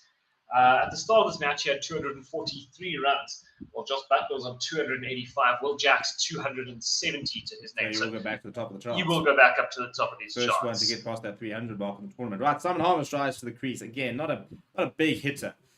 Strike rate of 128, but an average of 16. He's got 6 30s, no 100s, no 50s. 33 years old, very much back in the South African mix from a test perspective. A nice player, but I think, with the Gerald Coetzee looking, 3 from 16, this has been a really nice outing for the youngster. Very exciting player. And I think we could see an international cap in the near future for young Harold. Now he fires in the Yorker. Great delivery. We're not on. A bit of a mix-up. I mean, why do you have to? Oh my living! There's another mix-up. I mean, Simon. How do you have 2 mix-ups in 1 run? Simon Harm. I don't know what Simon Harm is doing here, to be honest. I think Jason Holt's going mate. But I'm trying to work out who absolutely buzzes this. I think I mean, the overthrows are so. Simon Harm manages to keep up the Yorker, and he just takes off. Then he decides, no, actually, I've changed my mind.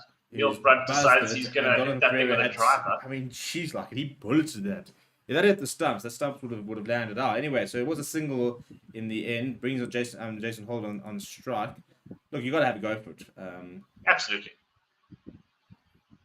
Let's see, last ball of the over, of the penultimate over. See, someone gives himself space. Oh, that's so unlucky. So unlucky. That's unlucky. I mean, that thing just runs away for 4 there. Kind of a bit of an edge. Just beats Donovan Ferreira behind the stumps and makes it 8 off that over. It kind of ruins the... I think it's still a great over, to be fair. I think it's still a great over. It ruins the numbers. But... if you had said before at the beginning of the over it's going to go for 8 with a wicket, you'll be saying thank you very much. And that's just so unlucky. Just a massive outside edge there. Jason Holder gave himself the space, this time stepping outside of leg stump instead of trying to step further into the line of the ball.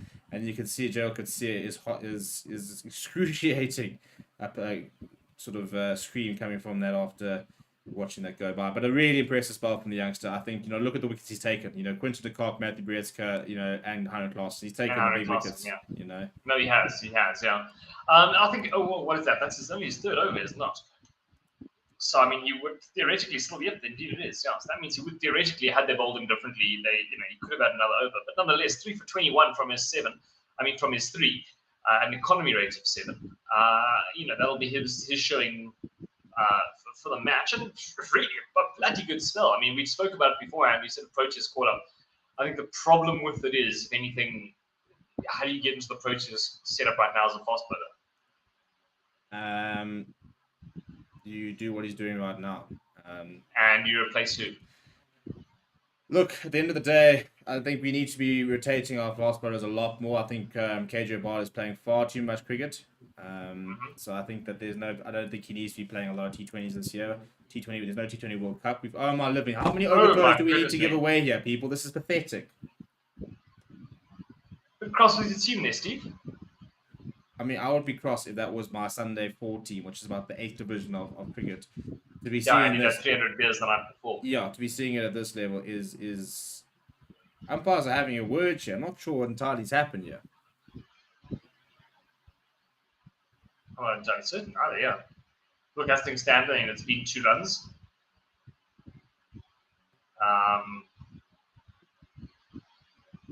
Not certain So what I'm the trying to see what happens here. I think the ball hit the stumps. So Donovan Ferreira. Oh, it has hit the stumps. Okay, there we go. No, but this is interesting because they said that you couldn't run if a ball hits the stumps, but now I think they're saying because it wasn't affecting a run out, that it could be potentially. I'm trying to work out who was on strike there. So it was a 3. So it is. That's an interesting. I don't think people understood that's gone miles. I think that has got miles. Oh, he seems to. Yes, he's connected that one properly as Jason Alder. He set that one into about row W. That's a very annoying misunderstanding of the rules there. So Donovan Ferreira, to put it to tell you what happened, has thrown this back on the stumps whilst Simon Harmer was well in, and as a result, because he wasn't attempting to exact a run out, they were then allowed to take an additional single. The rules is if it hits the stumps whilst trying to exact a run out, then you may not take an additional run. But I mean, my argument there is he was trying to exact a run out whilst we throw the ball. Yeah, he throws it back towards the stumps. Yeah, and this is why they're having the conversation. You know, what are you supposed to do? Are you supposed to sit there and have like a margin of error? You know, like yes, he's well in, but he might not have known that, for example. And then what are you going to sit there saying? Well, is this much in when he takes the bails off? Okay, because I mean now Jason Holder's gone back-to-back runs. He's got 10 runs. There's 11 runs here, which might not have happened had they not been allowed to have that single run. I don't understand. I'm going to try and actually pull up the playing conditions here. I don't think that should have been allowed. No, that should not have been allowed. I agree 100%. I mean, if you knew that Jason Holder was in his crease or Simon Harmer was in the crease, he would have not thrown the ball randomly at the stumps. Surely. I mean, why? If you know there's no chance for a run out, you're not just going to throw the ball for no reason. I mean, you've got it. If it's a dead ball situation, you're kind of just going to toss it back to the bowler. And now we see another one. I don't think he hasn't got all of that, but he'll take a few bounces and a 4. That's a big dive there. But alas, not. It's a very. See, I've got a massive issue with this because the rule here is positive and attacking fielding will be encouraged. No runs can be taken off an intentional attempt to run out the batter if a direct hit flicks off a start. So it's because it's not a direct hit. I think that's more the issue. But it was a direct hit. But again, what are you defining as direct hit? Because he wasn't standing above the stumps. Yeah, no, sure. I mean, so Donovan Ferreira was a good 2-3 meters away from the stumps. So what defines it? I mean, direct hit usually is from the field without going to the keeper. But I mean, if the keeper is far enough away. Yeah, I suppose it passed 2 players between going from the bat to the stumps. So then, I think it's a big technicality, and I think Stephen Fleming is rightfully quite aggrieved because that over has gone. It's still going, but I mean Jason Holder has gone 14 or 3 balls when there's a debate that he shouldn't even been allowed to be on a strike. And I mean, there's no doubting as well that his batting partner is not of his caliber. So it's not like you can say, but Heinrich Klaas is at the other end. So even if you had, Simon Harmer not mug with the bat, but I don't think would have been doing that. No, I doubt it. But let's see, he's on strike for the last ball of the innings.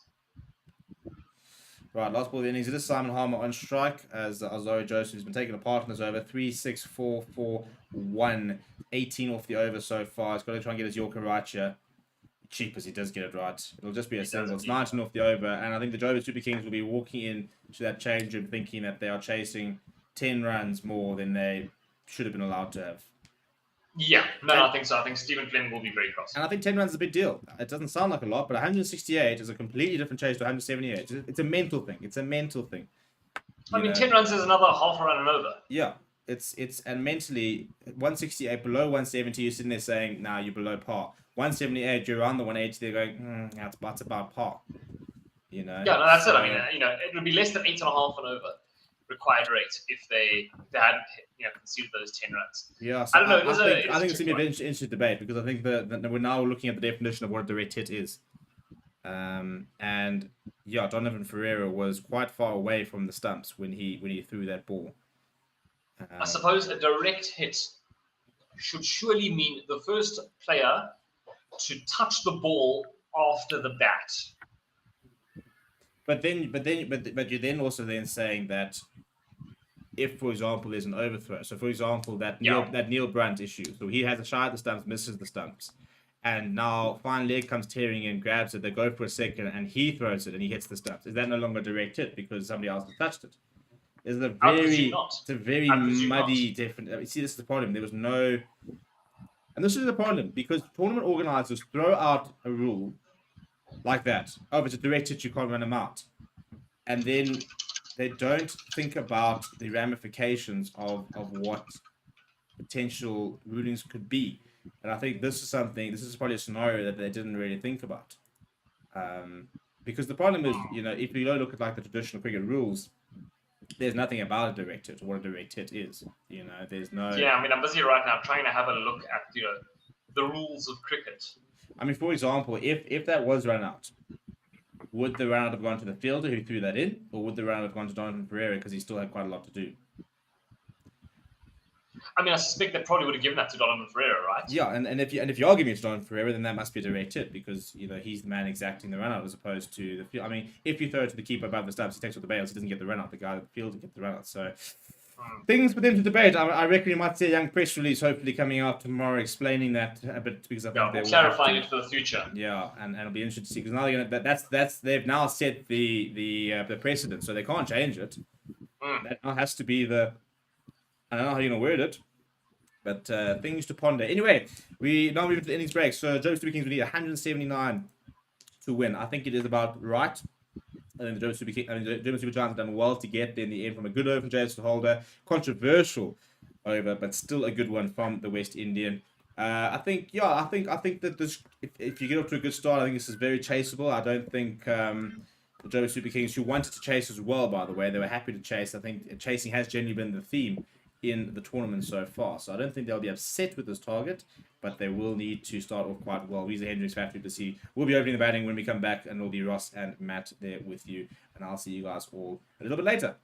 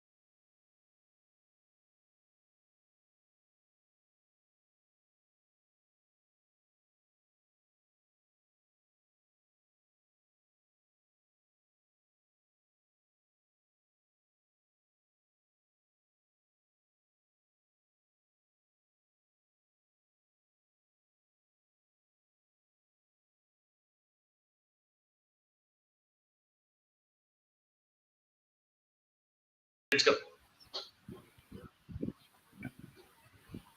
Matt, good to see Well, you welcome again. back. Yeah, good to see you. Good to see you, Ross. We see now the Joburg Super Kings, the second innings of this match against Durban Super Giants at the Wanderers, a packed Wanderers, it must be said, which we've seen pretty much throughout the entire tournament. Really great to see that. Needing 117.9. The first ball, Kyle Mayers came in. There was a dot. Looks like a wide now for the second ball of the innings. Reza Hendricks and Faf du Plessis, the two openers, to face Kyle Mayers in that first innings. What do you make of them? I think Faf's had a decent tournament so far. He's looked really good in some games and then not as solid in others, but he's got runs to his name. Reza, on the other hand, I think has been severely disappointing so far this tournament, and he really needs some runs to his name. Agreed. As we see some outstanding fielding there, preventing Reza Hendricks from getting some runs. Looked like Jan Mulder there at cover. That ball's absolutely rocketed. You're right. I mean, I think a player of Reza's quality is definitely going to be sitting there going, I'm a bit disappointed with my performances so far. He really is great. We've seen him do wonderful things, especially in the ODI format. It's going to be interesting to see now what he can do here. This, as we say, another wide from Kyle Mayers. That's quite interesting. Down the leg side. No real drama apart from the line delivery. It's going to be interesting to see because 179 now it's a bit of a kind of an in-between target, isn't it? I mean, if it was 160, you're going to be going, well, shit, we can probably chase that. If it's 200, you start going, that's a big psychological barrier to cross. 179, a good evening for Reza to be batting, I would say. Oh, is there a call there? It is. And it's actually said 160 gettable, 200 tough, and this you would think is gettable, especially if Reza comes off. No, sure, I think so. I mean, if we know he can certainly hold up the innings or attack, obviously depending on whatever is needed from him.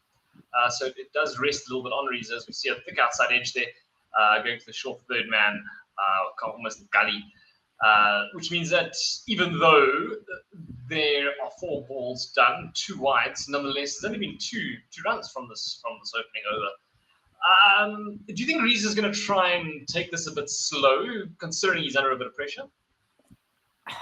We saw it last week in Joburg, where I think he scored 40 odd, but very slowly, or 30 odd, but very, very slowly. And it's one of those things where there's runs on the boards, but he's eaten up way too many balls for his job. He needs to be scoring quite quickly, I think, at the top, especially in the power play overs. Yeah, no, I think so. You are probably right there. It's another Russell Pangiso, isn't it? So the last ball of the over come in. No issue there. Tapped away for a single, which means Reza Hendricks does move off the mark. 1 off his 6 deliveries faced. End of the over. 3 runs from it. Kyle Mayers had a couple of wides there. He looked a little bit wild. Maybe it's just a bit of a loosener because he has bowled very well. I mean, you saw that Jaffa that he bowled to Brevers to get him out. He's one of the few bowlers I've seen getting unreal amounts of swing. I mean, surely he might fancy some of the conditions on offer this evening. I would think so. I think the way that he's been bowling, he can utilize that and continue the way he's been playing in this tournament and cause some real damage up front. Well, talking about pace on one end and swing on that end, on the other end, we've got Keshav Maharaj now coming out. Obviously, he didn't feature with the bat because we saw Heinrich Klaassen and the likes kind of holding up the end there. But nonetheless, he comes in now. So from the other end, we got spin immediately. Let's have a look at what it does. No turn first up. What's the logic behind that? It's interesting because Joburg did, I think, exactly the same. They started with pace and then did they bring push. So I think that's very interesting to see the tactics here and whether they're trying to see if Kesh can get an early breakthrough and a little bit of turn on the wicket. Well, we see that second delivery actually did offer a bit of turn. No real shot from Reza. It was kind of a bit of a, I don't know, he just sort of put his bat in the way. But there was a bit of turn there on offer, which I think Maharaj will certainly be interested to try and replicate as he now bowls the Faf du Plessis. Yep. And I don't know if you you've noticed, but I feel like Reza looks a little bit uncomfortable at the crease so far this tournament. He hasn't looked settled against pace or spin. He's looked slightly uncomfortable to me at the crease. Which is very strange because you can't put that down to the quality he's facing. You know, had a Donovan Ferreira looked uncomfortable, had a Quint, well, not a Quint, had a, you know, like I said, Donovan Ferreira is a good example. Had he looked uncomfortable, you could say, well, you know, the dude hasn't, as we said, a bit of movement there, straight through to the keeper. You know, it's not like Reza Hendricks has never faced quality bowling before. I mean, the man's been in the Proteas setup for some time. It's an interesting one. Exactly, and I mean, just on the Proteas setup alone, in the net sessions, you're facing KG, you're facing Kesh, you're facing Tabriz, all of which are world-class bowlers. So it's nothing new to him. So for him to look uncomfortable at the crease is quite interesting, and I'd like to know if he's just going through a bad patch where the form's not where it needs to be, or if there's something more behind the scenes going on. Well, I mean, that calls into question, I suppose, now with the upcoming Proteas series. What now? Yeah. Do you select him? I mean, obviously we know that there's certainly a spot somewhere in the squad. There should be a spot for Ryan Rickleton. But I mean, do you think if he has a bad tournament here, do you think the selectors will be going, now we really have no other option, we have to go with Rickleton? I think so, because if he doesn't perform tonight and then goes into this ODI series and doesn't perform there either, I think it does bring in the question of giving Ryan Rickleton a shot, because I think Rickleton thoroughly deserves a chance, deserves a call up. Yeah, no, obviously we know that. We've said that now. I think we've been saying that consistently for the last probably 6 months or so. He's just been. He has been phenomenal. Let's see, restarting now into the attack for the third over. Not a bad delivery, just a dot ball there. Kind of banged it into the crease. Reece Topley is an interesting one. I think he's looked not too bad, I suppose, with the ball in hand. He's another one who he can come in, he can steam in quite nicely. It'll be interesting to see him. I'm not sure, is he part of that England squad? I think he is. I think so. It would make sense, right? It would make sense, especially now that he's got a little bit more experience playing all over the country. Let's see, second delivery. That one also not a bad delivery. Fielded comfortably at point. I wouldn't say a mix-up, but they considered a run, but none taken. Quinton de Kock safely there. Banging it in 135, Reece top. Yeah, it's a good start from him. But interestingly, you spoke about Reza Hendricks taking his time for his 30 runs the other day. He's faced 12 deliveries so far, and he's only got 3 runs. It's been a very slow start from the JSK, and it's here where you see Faf's only faced 2 balls. It's Reza who's eating up the strike. There you go. And there you go. To put it bluntly, as Steve said, has been shit. He's standing out there eating up balls, doing nothing. Yeah, I mean, you look at it now, 3 deliveries more, and we're halfway through the power play. They got 7. Yeah, Reza's eaten up 2 overs of the power play and has scored 4 runs. I mean, does he? Yeah, he has to attack from now. As we see, an absolute unbelievable beauty of a ball. Absolute beauty of a Yorker. Puts Faf du Plessis right on his face as he kind of stumbles over the ball. Great delivery, must be said. Really good ball. Yeah, I think Reza's battered Faf into a situation now where they both got to go. Otherwise, it's a wasted power play. They're going to get to the end of the power play for 30 odd and have a big task on their hands from there. Yeah, no, sure. I mean, look, if you look at it right now, 172 needed from 104. The run rate is already climbing, as we see. A bit of inventiveness from Faf du Plessis, but it is kind of fielded there at the fine leg, really short fine leg region. And that's the thing there. Like, I don't think normally you would see Faf trying to play that shot so early on in an innings. But with Reece Topley bowling these Yorkers and Joburg being on 8, he needs to do something to get away, to break away. And I think that's partially due to Reza just not batting. What a ball. Great ball as well. I mean, he absolutely sent that one in. A bit of a half-hearted appeal. No one's really too excited. I think a bit high. As you say. Quinny sitting there, not interested in a review. Kyle Mays is maybe asking a question. 2 overs off his first run. I mean, 2 runs off his first over for Reece Topley. And 8 without loss halfway through the power play. There's no other way to say it. That's abysmal. Yeah, that's terrible. Absolutely shocking. I mean, okay. So, yeah, Reza Hendricks, 4 off 13. A whole strike rate of 50 runs, for God's sake. In fact, he sounds like a bottom ender now at the moment with those figures. Yeah, it looks like he's playing for the draw. Let's have a look here now. Faf du Plessis again, playing some creative stuff there. I mean, he kind of kept that one out. Keshav Maharaj remains now in the attack. He'll bowl his second over after going for 3 in his first. Yeah, I think that's clearly what Durban are trying to do, isn't it? They're trying to put that squeeze on. There goes Faf. Lifted over the top. Lovely shot, Faf. Great shot. Lifted over the cover region. Was it 1 or 2? I didn't see bounces. 1 bounce. And safely through for 4. A little bit of the pressure off, but certainly nowhere near enough. No. He needs to do more of this, doesn't he? And you see, that's the kind of thing you expect from an opener in a T20 game. Give yourself space and create a shot where there isn't one. Whereas Reza's just standing there and letting the ball come into him and trying to poke it away and not doing anything. Which obviously is a bit frustrating when you only allow those couple of fielders outside the circle. I mean, there is plenty of room. Yeah. And then there's not really much risk in going over the top. If you can pick your gap, you've got heaps of space to go over the top during these 6 overs. Well, let's see. Here he is now. And again, he just kind of he just steps back. He's just taken a step back into his crease and let the ball come into him.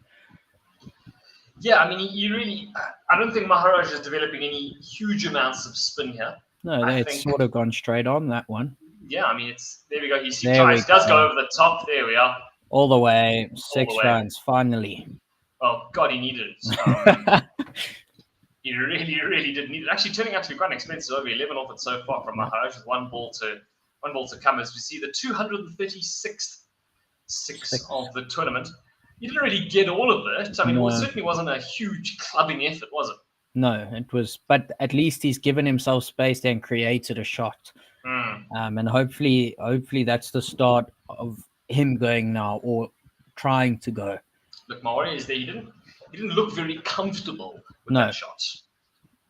I mean, yeah, he managed to connect it quite nicely on the meat, but it certainly wasn't what you'd call a classic cricket shot. No. It was sort of I don't know what it was. Yeah. And with Fafs there, you saw him finish the step and give himself room. Reza's sort of like in the middle there of, is he going back?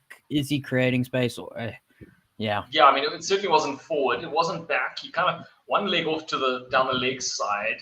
So he was, by the time he hit the ball, he looked like Shiv Chandapur. Yeah. But nonetheless, into the 4th over, 19 without loss. Certainly not something that JSK will be extremely proud of. No. Reza Hendricks at the crease on 10 off 17. Faf du Plessis going along at a run-able 7 off 7 for him. Remember that target, 179 now. To bring you through and have more of a discussion on this will be Steve.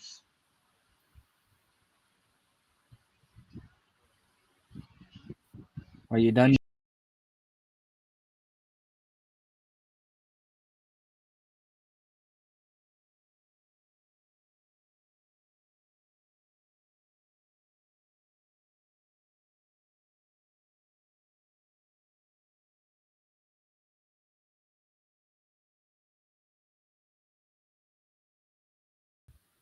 Right, hello Ross. Not impressed. I'm not impressed at all. I'm still not impressed. Shout there?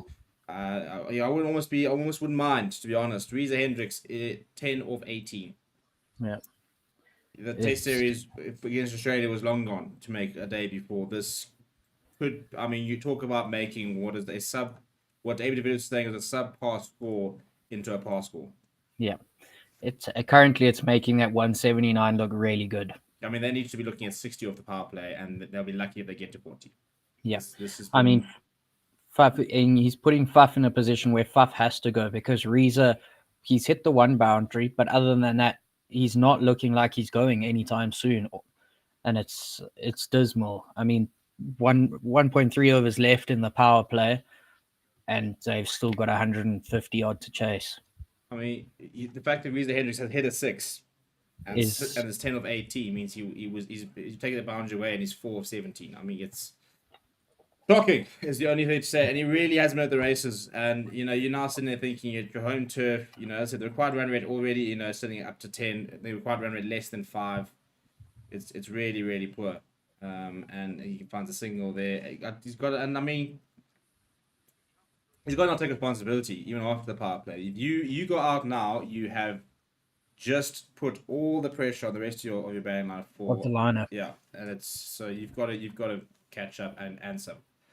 Yeah, I mean, you can't afford in any T20 game, no matter what you're chasing, whether you're chasing 100, 179, or 200, you can't afford to do this in a power play. You can't afford to eat up almost three overs of the power play and score nothing. Right, ball going over the top there. I think it will be chased down. I'm not sure if he came with a bit of bat from Faf du Plessis. Reece Topley is a top over from him, and that's one leg by 1, and 2. So yeah, I mean, we're looking at what, 7 off the over here. Yeah, just completely missing it there, and Chris de Kock not being able to get underneath it.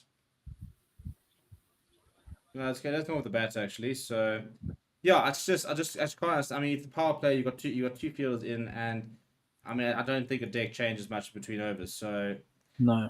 And then you've got Faf du Plessis charging down the pitch, trying to make something happen. 25 after 5 is shambolic. I mean, really, this was really the worst possible start you have. The required run rate now well over 10. Yeah. Where I mean, you just look at the comparisons there. Durban Super Giants, although they had lost 3 wickets, they were 25 runs ahead. Reza Hendricks trying his best to bat like Reza Bayat. No. Yeah, it's biggest belief really. As I said, Super Giants were 51 for 3, more than double the amount of runs that the Joburg Super Kings have had. They were for 3, so that's the only sort of saving grace. But you're gonna have to play catch up in a big way. And the frustrating thing is, I think this kind of takes it back. The Reza Hendricks of old used to bat a little bit like that, but his entire revolution that we saw of the Reza Hendricks in the last year was the fact that he could get going quickly. And that he would attack players, and we haven't seen it this tournament. And now this over's got to go for 15, 16 just to break that sort of 14 mold. Agreed. And what frustrates me more about this from Reza Hendricks, I was saying, it puts all the pressure on Faf. And so Faf has been in decent form, not his best, but in decent form now, has to go and play an extra aggressive type of cricket. He's got to create shots that are extremely risky. And if you lose his wicket and Reza stays at the crease, Joburg are looking at serious trouble. No, exactly. I mean, whilst Faf du Plessis is a world-class batsman, and you can do. Why put your batting partner under unnecessary pressure? You can't. 12 of 20 is horrific. It really is. I mean, you've got all these fielders in the ring, and you can't find any gaps. Jason Holder goes to Faf. Faf beats the outside edge. Look, I think DSG have bowled well. There's no doubt about it. I mean, Faf hasn't exactly been going at a rapid rate. He's also struggling, but yeah, you sit there thinking he's now having to really overplay it. He's having to play these shots. And I don't think you have to go particularly hard. There are so many gaps. Find some scoring areas, pick out those sort of areas you want to go for, and then try and pierce the inner ring. Exactly. But as you said, you can't take anything away from DSG. They're both. Reece Topley has bowled 2 overs, and he's hit that Yorker perfectly almost every time he's tried it. Right, and Faf du Plessis, that's what he's been waiting for. There we go. All the way, it's like a mile. Get out. Yeah, and he just bowls it straight. Faf du Plessis has been waiting for one he can pick up, and he does pick that. But I don't think he gets as much as he'd like. But it's going to sail over the boundary. Does find the maximum there. 32 for now to 5.3. Faf du Plessis finally finding that release shot he's been looking for. And let's have a look at this. I think he almost gets a top. Yeah, he gets a bit of an edge. It's a safe shot. It's so straight. I don't even think final leg's out actually. Do you think if that security guard takes the catch, he gets a share of $1 million? No, I think it's very much TNC about employees, people involved in the thing. If you pay to be there, I don't think you can get the cash. Now squirting down the leg side. There This we is going to go. be a That long, should be teasing 4. chase. I think there should be 4. Yeah, Will be 4. 4. Back-to-back boundaries. Very much needed here from the JFK. It's 11 from the over so far. And Faf du Plessis. Yeah, and I think, shots like that, he doesn't get a hold of all of it, but he beats the inner ring and it comfortably goes to the boundary. Yeah. But that's just about intent. And he's trying to play the shot. Exactly. It's about the intent that's there from Faf. I mean, look at Reza. There's no intent in any of his shots. I mean, that one against Kesh that Matt said, he just put his bat in the way and try. So... He hasn't looked to be aggressive, so I think, if Reza Hendricks catches up and by the time he goes out, he's striking, and that should be all the way again. Faf du Plessis doing the business. Not sure, but that's going to come off his bat or pad there. It was very much liberty where he was trying to go, so that helps a lot. 4 leg buys is the call, but more to the point is that's 15 off this over. You called it. That's what they needed. Yeah, so up to 40. So saving a bit of face here are JSK. Jason Holder not doing what the other bowlers did, and this has been good here for Faf du Plessis. I mean, yeah, even they're missing it out, but taking that thick outside edge off his thigh and running down for 4. Yeah, but Reza Hendricks has to play catch up. Again, if he goes by the time he goes up, Faf du Plessis dropping it down for a single, it's good work from him. The power play 41 for 6, probably about 15 runs shy of what would have been a reasonable power play, but a really good over there from Faf to try and make it a bit more competitive. But yeah, competitive. Reza's not going to have to play catch up, because if you do this now, you've taken 20 balls exactly. You strike me at 60. You go out and you walk out with striking at 60, chasing 180 basically. As an opening batsman, it's dreadful. There's no excuse. There can be no excuses either. Yeah, it's 3 and a bit overs of it's half the power play that he's taken and done nothing with it. And playing to home ground, so you know the track, you know the conditions, you know how it all plays. Can't be too many excuses really about it. No. And it's a good deck. I mean, they chased. They got to 179. It's a good batting deck. That is, they got to the average score at the ground. So basically, an average performance gets you there. Yeah, and there's no we've seen it now. There's no demons or anything that are coming into the pitch in their second innings. Cash not getting much turn. There hasn't been too much movement off the seamers, so you should be able to back quite nicely on it. Yeah, and I think the issue as well is you got Neil Brandt, Lewis Deploy coming in. Lewis Deploy in very good nick. Neil Brandt is also a little bit of a accumulator. Doesn't necessarily go from ball 1. He's going to have to today, for example. But what I'd really like to do is JSK bat well, and when Donovan Ferreira's coming in, have like 50 runs remaining, 60 runs remaining. Because Donovan Ferreira, who's not actually had the best of the last couple of innings, I'd like to see him play that finishing role. Hit that last sort of 50-yard runs and stuff. Not trying and coming in when you're like 55 or 5 and having to rebuild and go after it. It's not going to get through the gap. Well, 2-2-2. Has to be a second there. How can there not be a second there? I think Faf du Plessis is going to be quite frustrated with his batting partner. Because Faf wanted that, yeah. Yeah, pressure on Reza Hendricks building. He's 13 of 21. Faf du Plessis 23 of 17. Not going ballistic at the moment. And he'll just work this onto the leg side.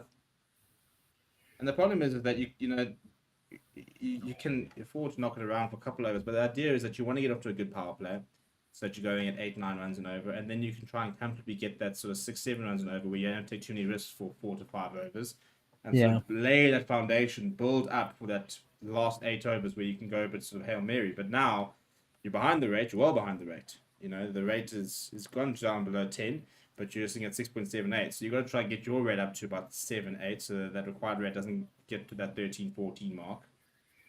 And it's, as you said, you want to try and get to a point in the power play where then for the next few overs, you can keep knocking it around and you don't have to take unnecessary risks with the extra fielders out. Whereas now you're sitting well behind the rate, and so you have to take the risk when there's more fielders out, which is going to create opportunities for Durban. Yeah, so Faf du Plessis, and they're doing well yet to rotate strikes. So I mean, I think this has been about 7 off the over, 5 off the over so far. So you've got to try and find a boundary, and it's an okay over. But yeah, and even then, try and push for the 2s, try and see if you can find that 7, 8 and over, because 6 and over is not going to be enough here. No. And it's as you said, it's gonna leave the guys with at the end too much to do, I think. Yeah, and it's found stretch of the field there. So it'll be 5 off the over. Maharaj bought 3 overs and gone for 19. Reza Hendricks 14 of 23. Continues to struggles. Joburg Super Kings well behind the rail. Not the start they would have liked, but they do have 10 wickets in hand. So, yeah, I suppose that's the only sort of saving grace is that when you want to start being aggressive, you've got plenty of wickets in hand. So, you know, you're not worrying about wickets to come, batsmen to come. You really can have a real good go.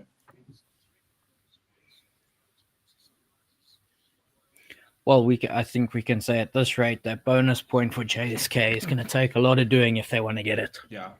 Look, I don't think they necessarily need to be worrying about bonus points. I think, you know, it would be nice, but I think you get to that 16, you know, you'd be sitting fourth on the log. More to the point, you've got home games coming up. And I think you've got Power Royals in the first game next week, Friday, for them. You don't beat Power Royals, you already put yourself in the mix. And you've got Power Royals in my Cape Town and Sunrise Eastern Cape, all up here in the Highfold. These are all teams who have been playing down on the coast. You know, something like if you want for Tate, it's been a revelation for Paul down at Durban Park. Might not be as effective despite how much cricket he's played in the Highfold. And you see, speaking especially about Bjorn, how much turn he's been getting down at Boylan Park, and we see tonight the spinners not getting that much purchase off the surface. So you've got to wonder if he comes up to the Highfold and there's no turn on offer, that could take him out of the game and not make him as much of a danger man. Yeah, I'll be interested to see how he goes because obviously he's played so much cricket for the Lions, so it's his home That's ground. also true. But yeah, I think that Boylan Park has just suited him to a T. Now, Hardest Yun. Now, this is an interesting battle because this is Hardest Yun to his brother-in-law. So, and we saw that video this morning of Faf saying that Hardest was in bed with his sister the other day. The batting is back in the Super League a couple of years ago. So this is what I'm saying. This is big family rivalry. Faf may be having a chat there. What I would do to see those two walking out in protest colours. Oh, the good old days. Yeah. Even today. Yeah, tomorrow they can do. And Faf goes hard. That's the golden rule. You're going to go hard. 1 bounce for literally based down to basically a backstop. And Hardest Yun will have mostly won the battle, but at the end of the day, look, to be fair, I think Hardest Yun's always a winner in the situation. He can go for 60 at the end of the day. He says, "Oh, I married your sister," so he can't lose really. But right now, Faf has taken an early lead in terms of this battle. Yep. And it's what he has to do. He's got to go.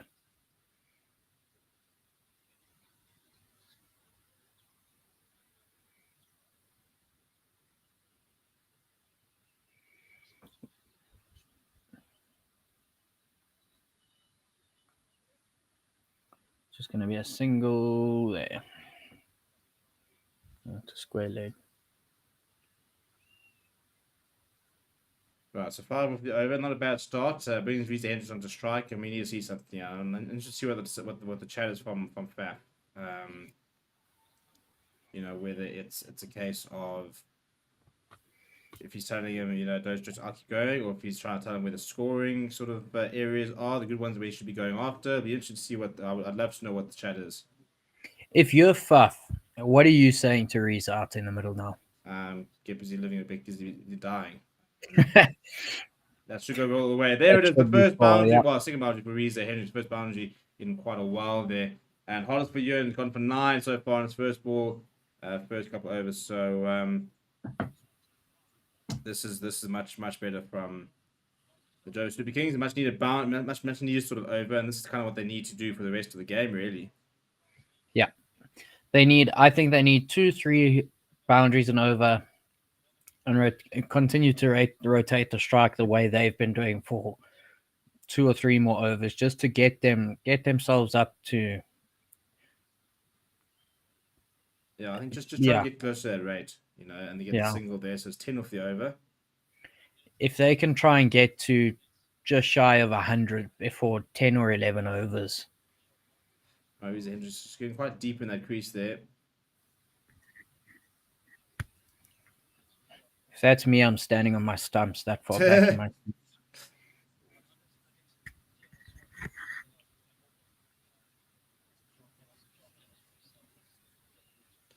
Right, Hardest Yun going again.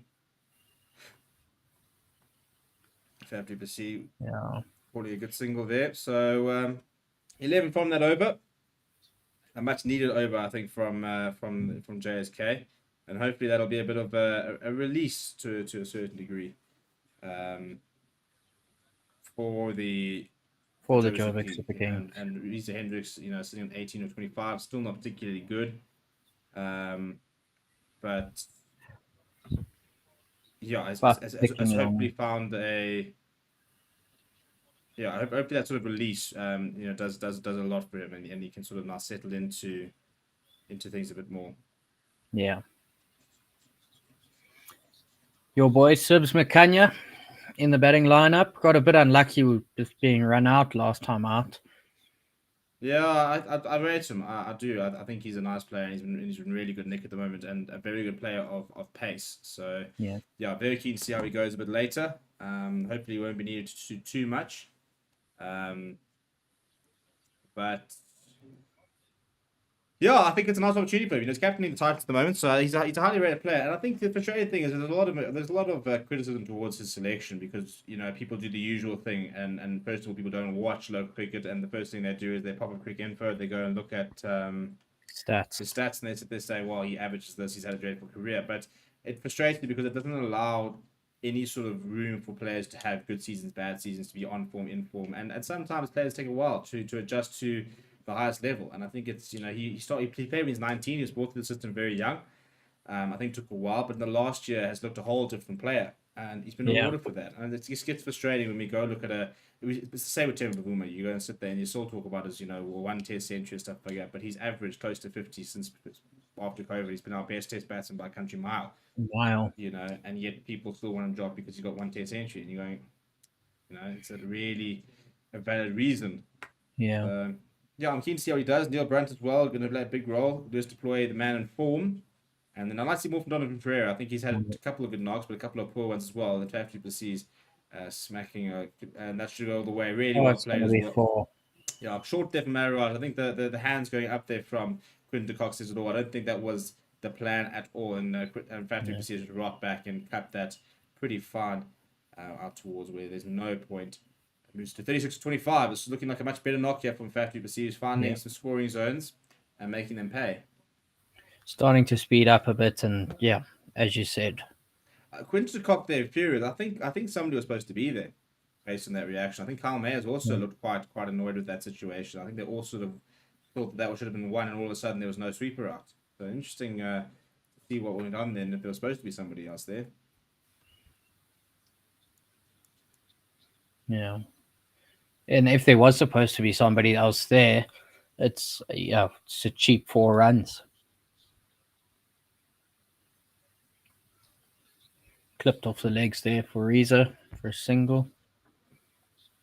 Yeah, I'm interested to see what Reza does. He's going to have to start getting aggressive at some stage. Well, they've got a strategic timeout now, so yeah, I think if I'm Steve, what do you think? Yeah. Well, I'll be taking boxing gloves out there for a start. Yeah, boxing gloves and a cane. Yeah. Just sit there and Faf, you're doing great. And me, coach, Back. Just start laying into him. In fact, if I was Stephen Fleming, I'd be walking out there, padded up, saying, into the dugout. I'm taking you over from here. Get out of here. You're retired injured. Yeah, look at me. I'm Risa Hendricks now. At the end of the day, I think that we're sitting here. The run rate, current run rate's up to 7. The required rate's 10.45. You got to get the current run rate up to 8, 9. That Hollisford unit over has helped. So the thing is, they're not behind the game. They're not behind the game by any means. No. Faf du Plessis batting nicely, and then Faf du Plessis bats another 5 overs. You'll still be very much in the game. He's currently striking at 142, so he's looking really good up there. Reza's really struggling. If Reza was just going even at 100, for example, and you add an extra 8 runs to the total, and you're looking at 73 after 9 overs, looking a bit better. At the moment, JSK are from a win probability they're behind the rate, but with wickets in hand, I think they can get themselves into the game quite easily. I think they're not. I'd say they're behind the game, but not out the game at the moment. Out the game. And you look there, it just popped up on the screen before they went to ads. DSG were around 80 odd at the same point in the game, and Joburg 65. So they're not awfully far behind in terms of comparison of the innings.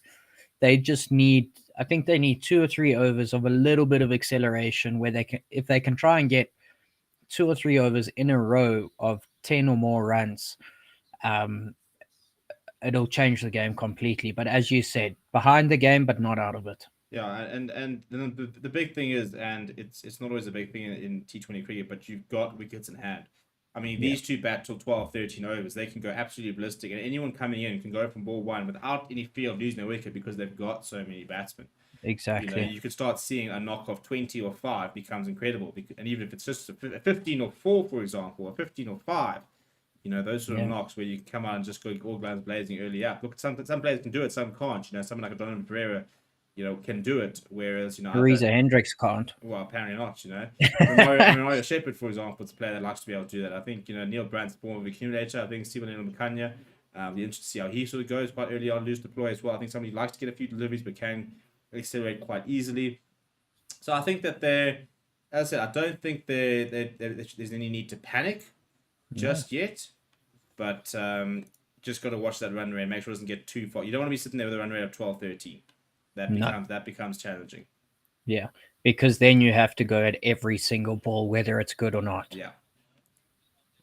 If you can just start putting away the bad balls here, get that run rate up to about 8, 9, keep the required run rate to 11, 10, 11. I think you're right. There we go. So DSG was 74 for 3. So they're actually only 9 runs behind with 3 wickets there. So, if you look at the 2 innings, but the difference is that Aaron Clarkson played that really good innings and well-paced innings, I thought, and with good support from Matthew Brietzke, who by the time he went out was striking 116, which wasn't phenomenal, but Clarkson was playing well, so he didn't need to necessarily go that aggressively. It could be a bit of a similar case now. But change of bowling here. Simon Harmer coming into the attack. And Reza Hendricks happy to just get to the single off. Faf du Plessis taking quickly, very good running there. Could even be a second on the cards if they hadn't I think to get more of the popping up. There's a good field as well. But good early call there for Faf du Plessis. I think wanted the strike and called early. And I think to be honest, I think if they'd gone to the bonus, and I think Reza Hendricks could have actually been in a bit of a trouble. Been in trouble. But Simon Harman, interesting. Not a T20 traveller, specialist, but has been around the block, played a lot of cricket. Fires it and pretty full there, Faf, and he'll get that one out. And I think it would be interesting to start seeing the sort of shot selections we start seeing. With the pitch that's playing pretty true, Simon Harman, not a massive turnover of the ball. I'll be interested to start seeing if we see a couple of sweeps, a couple of reverses as well. If they start seeing, they'll start trying to be a bit more inventive about things. Missed out on that. Surely you've got to think this would be the perfect bowler for Reza to kickstart his innings on.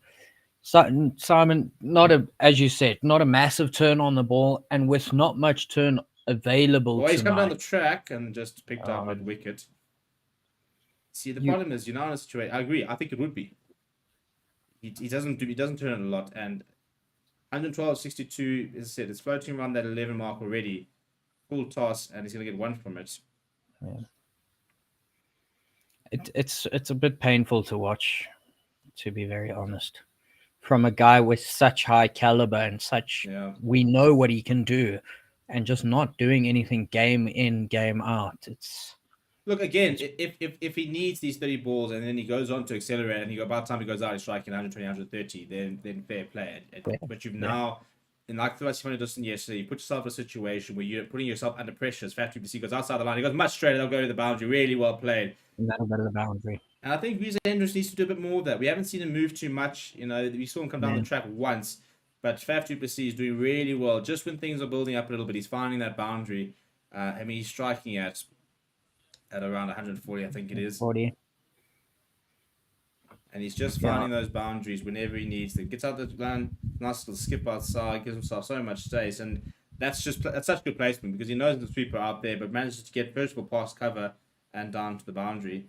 He then goes and shits on Reza Hendricks for not being any good, and then he'll move back for the final ball. So 107 from 60, boundary to end that over.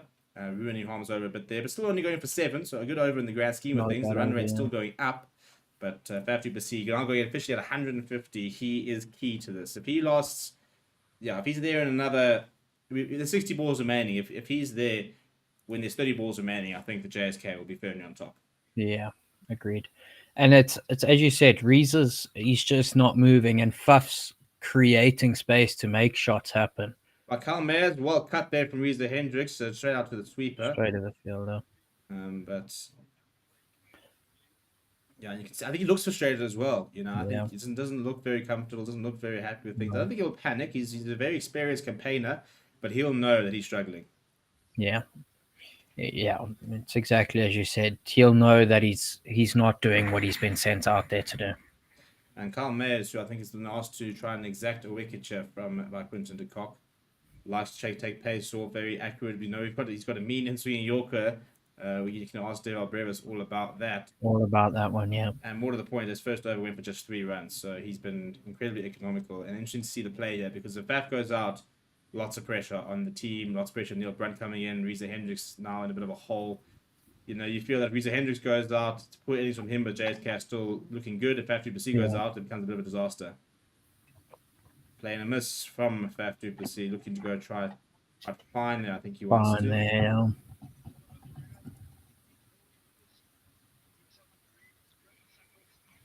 Now, interesting to see. Now, what do you've got a couple of options. You've got Lewis Deploy, who's in good nick. You've got Neil Brunt, who's not made a lot of runs, but is more of an accumulator. You've got the likes of Sibs Makanya. Oh, it's dropped! Oh. It's dropped. It's a dreadful drop from Chemo Paul. Goodness It's a big me. moment. That could be huge in the game. I see Junior Dollars on there as well. I'm not sure how he drops this. I mean, Faf du Plessis has cut this really hard, but it's straight to Chemo Paul. He doesn't even have to move here. And straight through the hands. Oh, that's dreadful. That is absolutely. That's a dolly. We've seen some really poor drops in the last couple of days, and that's one of them. And I think he knows it there. Yeah, no, 100%. You've got to be taking that. Faf du Plessis knows he's trying to get a bit higher. Now Reza Hendricks on strike, pretty full. And that's a good piece of fielding from Keno Paul. Where were those hands? I think this is really another really good over. Just the 2 from it. Yeah. And it's overs like these that JSK really can't afford. Well, if he misses out that required run rate's already up over 11. You know, he misses this and it goes up to be almost 11.5. So this is how quickly the game can start turning at the halfway mark in the innings, where a great over can bring that run rate down, but a bad over can very quickly bring it back up. And could be running hard, just the single. And this is the problem, now Reza Hendricks taking the strike for next over. And you see, this is where the power play becomes so important, because if you get through that power play at 60, 70 runs, which you should do, you can afford an over like this. You can afford an over or 2 like this. Yeah. But when you get through your power play at 40, you can't afford an over like this. Right, Faf du Plessis, we're looking for a boundary here, and he doesn't get it. It's a really good over from Carl Mayers. He's bowled. He's going at 3 and over in a chase where you're chasing 179, and JSK now pretty well behind the game. 104 from 54 required. That run rate edging towards that 12 mark, which is exactly where you don't want it. You got to now find that over of 20. You almost have to find back-to-back overs of sort of 15, 16. Try to bring the required run rate down. But at the end of the day, Reza Hendricks has got to shape up. You can see that worm just sort of sliding there. At the end of the day, that big over by Jason Holder at the end was a big moment in the game. And they'll know that they can also have a similar over. So that's what I'm saying. As long as Faf is there, I'm not panicking. Yeah. But we've got to get Reza. 24-35, it's not good enough. You've got to try and find some scoring zones. You've got to really catch up here. So let's say Reza was to go now. Who do you send in next? Probably Lewis Deploy. I would have a hard think about Donovan Ferreira to just sit there and say, if you can give me a 30 or 10, or you can give me a 30 or 15, you can go out there and try and give me just get me ahead of that rate, and then Lewis Deploy, Neil Brunt can tick them off type thing. But agreed. But I don't. Yeah, I think you can't send Neil Brunt in next. Well, I think if you do, you have to say, listen, you can't accumulate. You've got to be striking 140. If you're going out there, you've got to find boundaries from the get-go. You can look at 2 maybe, and then you've got to go. Yeah. And it's difficult to say that DSG have bowled that well when Faf's going at 138. I mean, it's just dropped down, and Reza's going at 68. He's going at half the strike rate. And just again, there's very little intent. No shots out there. No, it's he's just not looking like. Yeah, I mean, if you had the auction now, Reza Hendricks is not one of your top picks. If you didn't know who he was and you had seen any numbers, you'd be turning on this TV wondering how this guy got a contract. You would. Exactly. It's been sure. that he's looked that unsure and he's looked that poor so far tonight. Agreed. And he's just piled the pressure. As I said, if he was going at 100 even, and at 12 to the things, and it's suddenly 90, 90, 91 required of 52. Even that's a bit better than 103 or 52. Right, Faf du Plessis. Jason to hold up. Goes over the top. I don't think he's got enough of that. But there's nobody in. He's got enough of it, actually. It's 6. Difficult to see there. Look, it was pretty low, but the fielder was in. Interesting that the fielder was in because it's a good scoring zone for Faf. Someone's got his book in the crowd. Love to see it. And Faf du Plessis once again soaking up all the pressure from Reza Hendricks and saying, bang! That's a gorgeous shot. It's such a good cricket shot. Looks like me. I mean, it doesn't, but you can all dream. Again, if there's a fielder out there, he's caught, but there's no one out there, so it's an incredibly safe shot. Yeah. Although caught, I think it would be close because it's low, but it's still, when it covers the boundary, it's still quite high. And he's gone again. This one's a bit wider, and it'll take a one bounce for Faf du Plessis. Goes to his 50. And it's a very, very well played 50 as well. 53 or 33, a strike rate of 100. I think it's 156 or it'll be about when it updates. And again, he looks like he's playing on a completely different pitch here from Reza Hendricks. And he's done, as a captain, he's done an incredible job because you always want to go out there and lead from the front. And he's done exactly that. I mean, what a knock this is turning out to be. And some of the other day, there was a rumor that he was having conversations with Rob Walters about being, and people were saying it's a step backwards. And I sat there watching him play, watching him field, watching him captain, and to sit there and to say that he cannot add value to our white ball side, to any of our sides, to be honest, I think is absolutely ludicrous. Yeah, I fully agree with you. He is still one of the best cricketers in South Africa. Without a doubt. Yeah. No, I agree. I think he can walk into any of our sides. Yeah. And it's, as you say, even as a captain, what a cricket shot. Well, I mean that's just hand-eye coordination. I mean, there's no foot movement there. Jason Holder's gone wide after his wide, and Faf du Plessis has literally just stood and delivered. He's just stood there and said thank you, and he's just slapped it. Look at this, just a slap. Look, back of the hand, slow ball goes, thank you very much. Slaps it over extra cover. No catch there. Warden over. This is turning out to be. We talked about you need to find that 20 run over, that big over to try and get yourself back to.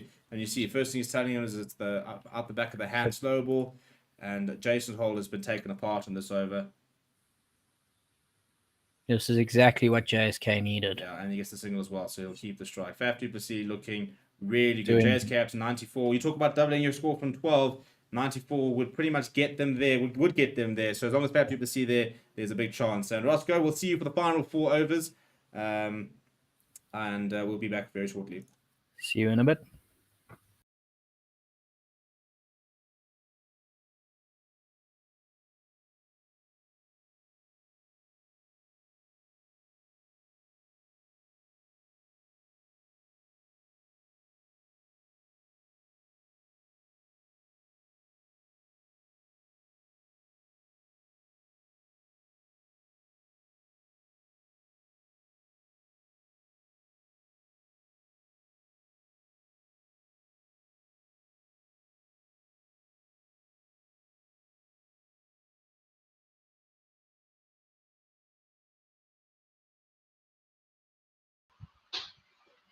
Right, and unfortunately we decided we do eventually have to bring Matt back on. We're not sure it's a good decision or a bad decision, but at the end of the day, talk to me about this is terrible. This is terrible. Well, for God's sake, man. Talk about polar opposites, because it has been a painful, excruciating watch on the one end, and the other guy's going at 100 strike at like 180. Yeah, but I mean, look, Faf, you were saying it now, weren't you? See Reece Topley back into the attack. That's going to be interesting. Almost cuts Faf du Plessis in half there. Bit of a laugh from Faf. Now, Reece Topley's been very good. He's gone just 7 from his 2.1 overs. But as you say, sublime to the ridiculous. Faf's really going along nicely. I mean, that 4 that he hit there in that last over, we just kind of waited for that ball from Michael Holding. You read the backhand, and he just sent it over beautifully. I mean, he's been playing sublime cricket, rolling the years back, as we say in broadcasting. And then there's Reza Hendricks, who hasn't even rolled the ball. Yeah, no, I mean, yeah. It's been dreadful to watch. But the worst is, if he was swinging and missing, I think I think that was our frustration, the lack of intent. He just looked, like I said earlier, I mean, it was a joke, but it looks like he's playing for flipping draw. Honestly. I mean, it's not day 5, my man. Come on. It's no. Honestly, like, I'm at this point now where I'm going. This might be one of the worst reviews I've ever seen, by the way. Oh, this is an absolutely dreadful review. This is a Quinton de Kock special. Yeah. I want to know what they even thought they saw. I mean, the man could have been holding a tennis racket there and he still wouldn't have hit. That could have been he could have bowled a football and he wouldn't have touched that. No, I'm telling you that. That's as much of a shit show as Reza Hendricks is. The herd that killed Mufasa could have jumped through that gap. Let's have a look. Next one. It's another swing and miss though. He's top bowling well here. Faf du Plessis. Faf's trying him. He's trying. He's pushing it, which is as good to see. I mean, Reece Top is clearly not going to be one of the bowlers that the majority of these guys are willing to take on. I mean, Reza Hendricks wouldn't take on anyone right now, but Reza Hendricks wouldn't take on a flipping quadruple amputee. Well, this is it. So, I mean, you'd think, okay, fine. If Faf's going to say, right, well, there's one guy we'll let go, it'll be Reece Topley. But I mean, these last 2 deliveries, okay, the first one kind of he didn't play a shot. But the second one, he does look like he's trying. So let's see. Comes down the track this time and he'll drag it to square leg. And I'm not sure they're going to. I'm not sure they got through for the single in the end. Actually, they get there. They did indeed. Right, Which brings back the dynamic legend to the crease. I mean, to make up for this innings, he's gonna have to play the next 10 balls of his innings. I think Yanama Milan must be sitting there going, "Okay, guess who's back next week, boys." I'm telling you, and it's funny, I've been such a huge proponent of Reza Hendricks being in the 50 over side for South Africa. I really have, and I think I always will be based on his international form play. But this is a shambles, man. This is a shambles. I mean, I'm not necessarily a Joburg Super Kings fan. I mean, I suppose I'm more than anyone else I am. But right, he tries to be inventive and he's missed out. And well, at least there's some sign of intent, even if he kind of looked like he was diving out of the way of it. Yeah, when it's not your day, it's not your day. And one from this over, all the good work that Faf du Plessis did against Jason Holder being undone as that run rate gets back above 11. But just go away. If I'm Shukri Conrad, I'll be watching this. And I know it's a one-day series against England, so the strike rate is not an issue. But I would just be watching him thinking he just doesn't look like he knows what's going on. It's not like he's finding the middle. Now he goes down the track and just drags that down. There's going to be a single there. That's something more worrying. It's not about the strike rate. It's just about he just doesn't look like he's got a clue at the moment. No, he really doesn't. He looks entirely lost. And it's so weird. I mean, I wonder what brought it about, because you've got a guy who's really been doing really, really well, internationally speaking. I wonder what it is about the Southern Tournament now that's just got him off kilter like this. Yeah, I mean, who knows? And he was in good nick as well in the One Day Cup, as was one of the top run scorers there. Scored 100, Faf du Plessis slapping that to cover, getting through for the single. 3 from the over, and all of a sudden pressure back on JSK. They're going to need another massive over here. The required run rate going up to about 11.4, I think it should be. And well, look, I don't think they're going to be bowling Jason Holder. No, but I mean, this is becoming a bit of a disaster, and I think we are going to have a strat break, which is very much needed. Lance Klusener striding out there, and do you think we can tell Reza to retire hurt? I mean, so that's an interesting point. So there's been a proposal being put out for quite a while, and some leagues have adopted it: tactical substitutions, where you can retire a player regardless of injury. Look, I mean, just ask me. I'll go out there and injure him. It's fine. Well, this is the thing. I think if that was the case, I think they would. They would genuinely. I mean, and this must be the message must be just do something. If you go out, you go out. But if you're not trying to hammer every ball out the ground, you are doing everyone a disservice. Because at the moment, that run rate is going to be very close to 12 soon. It's 11.5 already.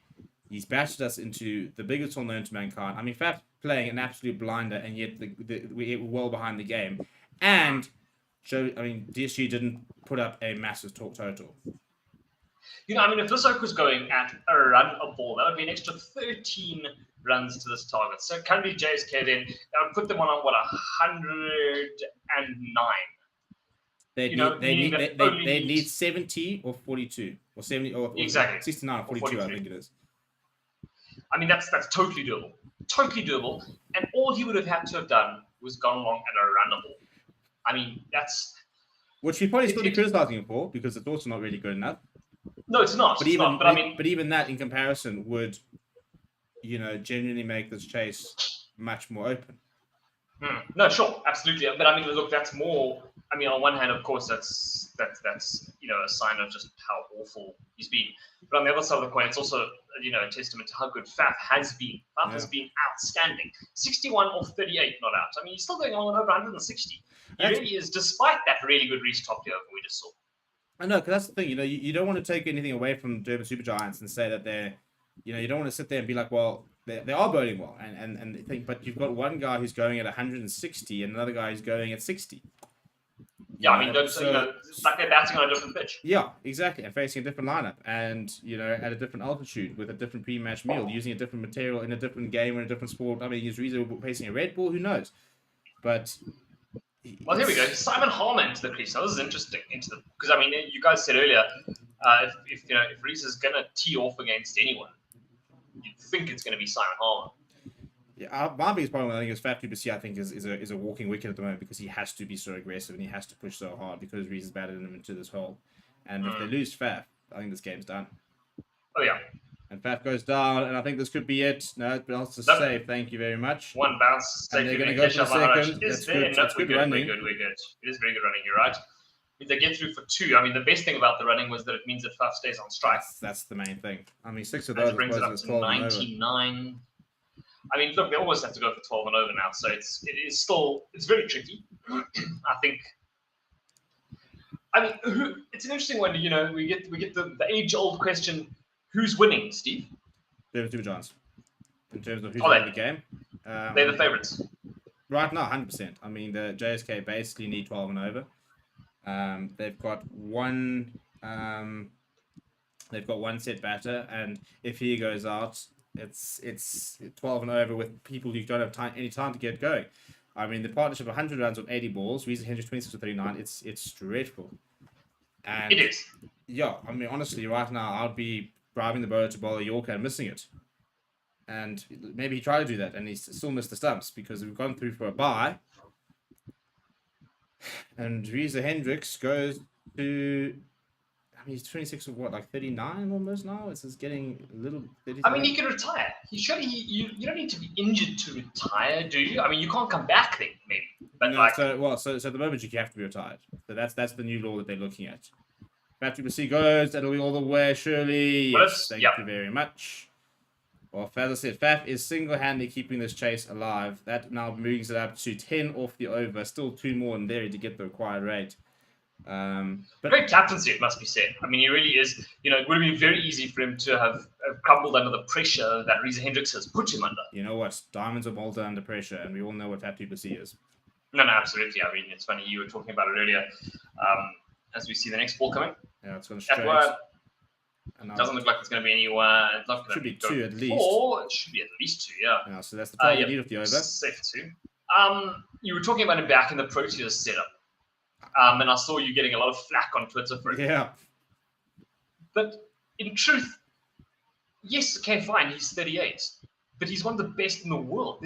Yeah. I was just saying, there's no look at the Proteas setup right now where he's not useful. No. Even if he goes there and he scores 10. Do you know what I'm sick of? That leadership, that maturity is what we need. We're talking international cricket. We're talking the height, the highest level possible. If you're good enough, I don't give a rat's ass about your age. That's true. If you've got a Faf du Plessis, and if he doesn't play somebody who is as good, who's 22, but he's as good, he will have the same amount of contribution.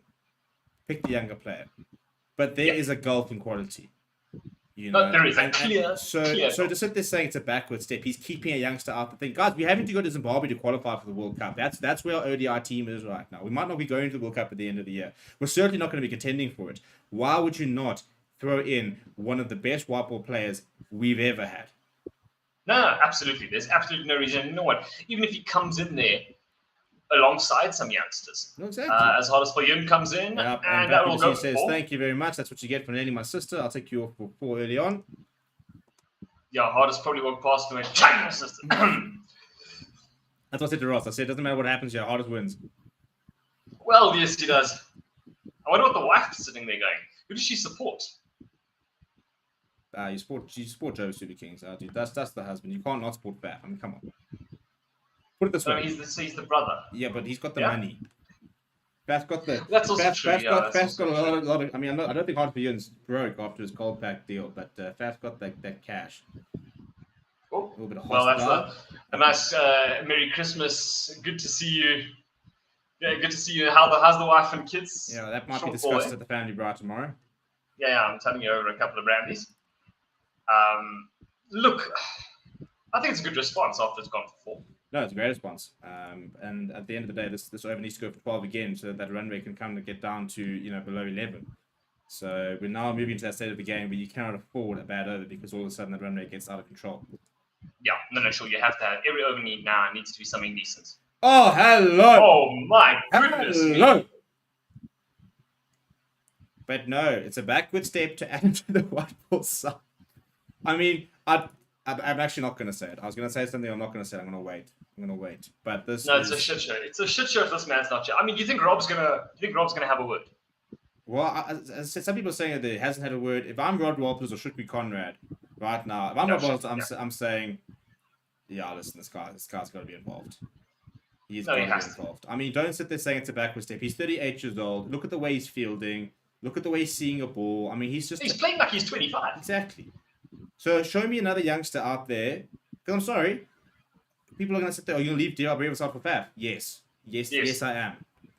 Yeah, well, what is DL Brevis that? I mean, look, he is number 7 on the run scorers. Yeah, no, DL Brevis is a phenomenal talent. Look at the situation that Faf is playing right now.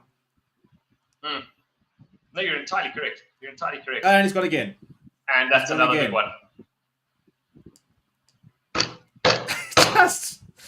Our man is going to single-handedly win this. I mean, he's basically probably told. He's like batting with the tail. He's basically told Reza, I'll get the boundaries 1 off the end of the over. I mean, imagine Reza Hendricks. Imagine we chase this down. Reza Hendricks ends on like 30, and we won by 10 wickets, and the one opener's got 30. This is a bit like our match on Sunday where we chased on 246 when one guy scored 152. Yeah, well, there you go. No, this is. I mean, it's a single-handed demolition. And it goes again. Has he got all of this? And I think it has. Oh, it's off the boundary. Surely that's a 6. Yeah, that's 6 is the call. Come on! That's it. That's the over we were looking for. It is the over we needed. What's that? 4 leg buys. Couple of 6s added to that. 12. Well, we're gonna have a check. I mean, that should be the third 6. Third 6, yes, yeah, it is. If it is a 6, I think it's at the top of the ropes. Ah, it's gonna be a 4. Boo! No, Boo! Oh,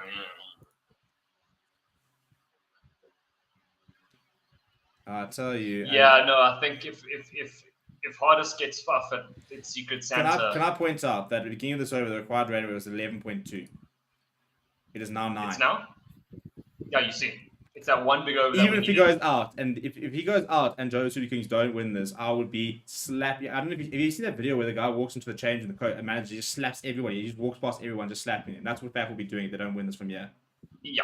Oh, and he goes again. And 4. Well, he'll take the boundary. Take the single. He'll take the single. Yeah, thank you very much. Smacks his pad because he really thinks he should have gotten more, but. No, my man. Actually, right now, having you on strike is more valuable. Yeah, that is basically the best net result. I mean, imagine he's just hit his brother-in-law for 20. Well, there's 23 runs off that over, and he's annoyed. Yeah, maybe his brother's a real twist. Well, his brother-in-law. I mean, I don't know how this will be from a bar, so I can't say he is or he isn't. Well, he's a fast bowler, so I think he's bowling to you. I don't think you like him. No, sure. I mean, anyone who's throwing a ball 150 k's an hour at your head is clearly not going to be your China. But nonetheless, there we go, 131. But look at that equation: 48 or 30 balls. I mean, you think that they needed 12 and over. I mean, with 10 wickets in hand, if you don't get over the line now, you've done really. I mean, Well, that's why I asked you who's winning. well, Because I must be honest, I had this feeling. I kept thinking to myself, but my man, there's 10 wickets in hand. well, I just kept saying to Ross, as long as Faf's there, I think if Faf bypass the innings, we win the game. Yeah. You know. Oh, it moves him on to 91 or 50. Could he be the first century? Hey! That's what I specifically did not say. But I don't think I need to worry. I don't think you need to. Look at that. Because Mark Boucher said in the build-up, he said, I want to see the first 100 of the tournament. And Well, I it looks like reckon we might be seeing it. if I was Betway, I'll be checking Mark Boucher's bet slip and checking some potential match fixing here. Because I reckon he's got him put in a young 10K on the first century to be scored by Faf. And he's gone to Faf and said, right, But I'll share the winnings. yeah, come sort you. I can get you a round of golf at Leopard Creek. Are you keen? By the looks of it, he's probably gone to Simon Harmer and Michael Holding and said, Yeah. and Hardest William and said, I'll give you a thing if Faf gets 100. As it slaps that's the CSA box that's been slapped. So I think he's actually trying to make a point there. That's the CSA hospitality box he's just hammered. Yeah. Probably aiming for Plessis. Oh, yeah. Right. There you go. What's he taking the single? How calm. That's so stupid, man. Why would you do that? I mean, you're dealing in serious boundaries here. More to the point, you're bringing Reese on strike. He's going to get, I mean, it's 41 of 28. He's going to be 41 of 22 now. Yeah. No, you're right. You're right. Let's see. This is a great game of cricket, though. Must be said. Yeah, proper. I'm actually very big I didn't go. And that sums it all up, doesn't it? What a tip that man is. Just, as I said, it looks like two different pitches.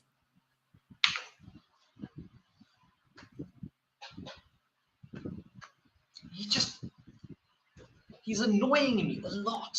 Yep. Oh, let's have a look. Please just swing and miss. Fuck me. Hey, what is that? Hey! Hey! Well, you know what they say. A blind squirrel finds an acorn sometimes. Now we can celebrate. Nora. Yo, the fine session is going to be wild after this. No game tomorrow. Some of these guys not only have to play. I mean, if I was Reza Hendricks, I'd be very much finding myself a proxy to drink for me. Oh yeah, no. Reza's liver is going to be clogged. Yeah, I'd be going and finding like Donovan Ferreira saying, right, Lighty. You're going. Now it goes to the top. I don't think it's going all the way. But it'll be for welcome to the bloody party. And all of a sudden, how is he jumping in the 16th over? I mean, for God's sake. We needed 60. I think it was like 62 of like 30. Of like. Do you know his strike rate's only 73? I know, back to back boundaries, and it's still well below 100. So are we going to sit there at the end saying what a masterful knock from Reza Hendricks as he goes over the top, and I think he might be all the way as well. It is all the way. Reza Hendricks, the GOAT. Look at that. You can see that. Look at that reaction. You can see it's literally like about bloody time, Reza. You can see he's telling himself that 41 or 44. His strike rate's still under 100. But it's a bit better now, eh? He was supposed to go after Simon Harmer about 10 overs ago. Yeah, literally, as Ross jumps on. And I believe that is the end of the 16th over.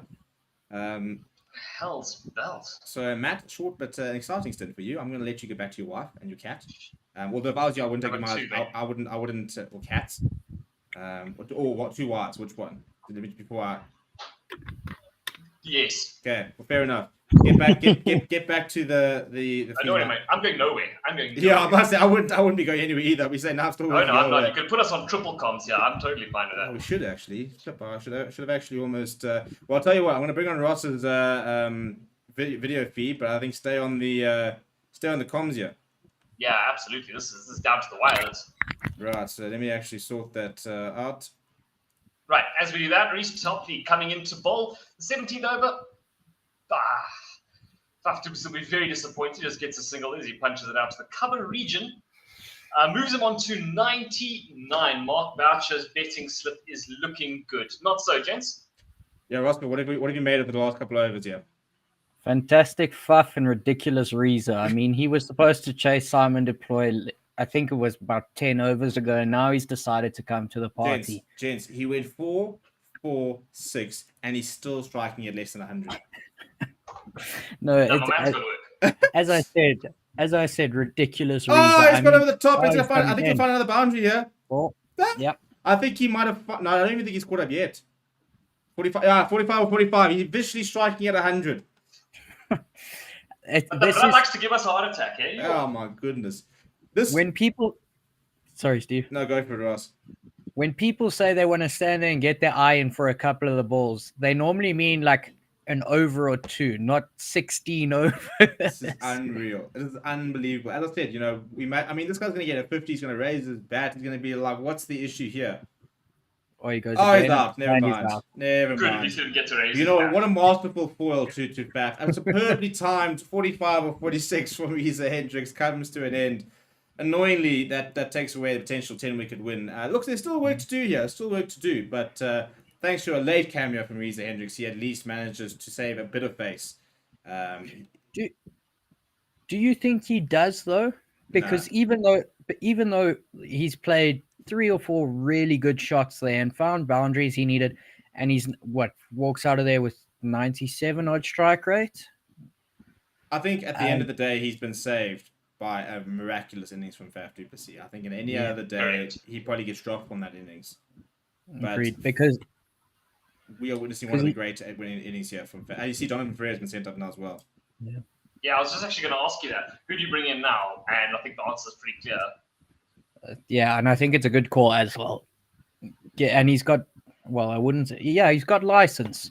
What, to get himself in, to see 12 balls, to do the complete opposite of what Reza Hendricks just did. Yeah, I mean, you just give me a 6 first. I mean, look, the 22 of 21. The strike, the required run rate went up to 11.8 at one stage. And now it's basically a run a ball. Yeah. No, this has been, Faf has been absolutely incredible. And I really hope that he's there at the end because he deserves to be. Yeah, I mean. He's on 99, by the way. Let's have a look. Sakes, man. What the guy doesn't play cricket every weekend? I mean, Davis. Yeah, the I'm nervous. a commentator by profession. It's my job to have the quiz. Shot. There we go. 4 runs. Shot. Jonathan Ferreira is literally going at more than 4 times the rate Reza went. I still put it out there.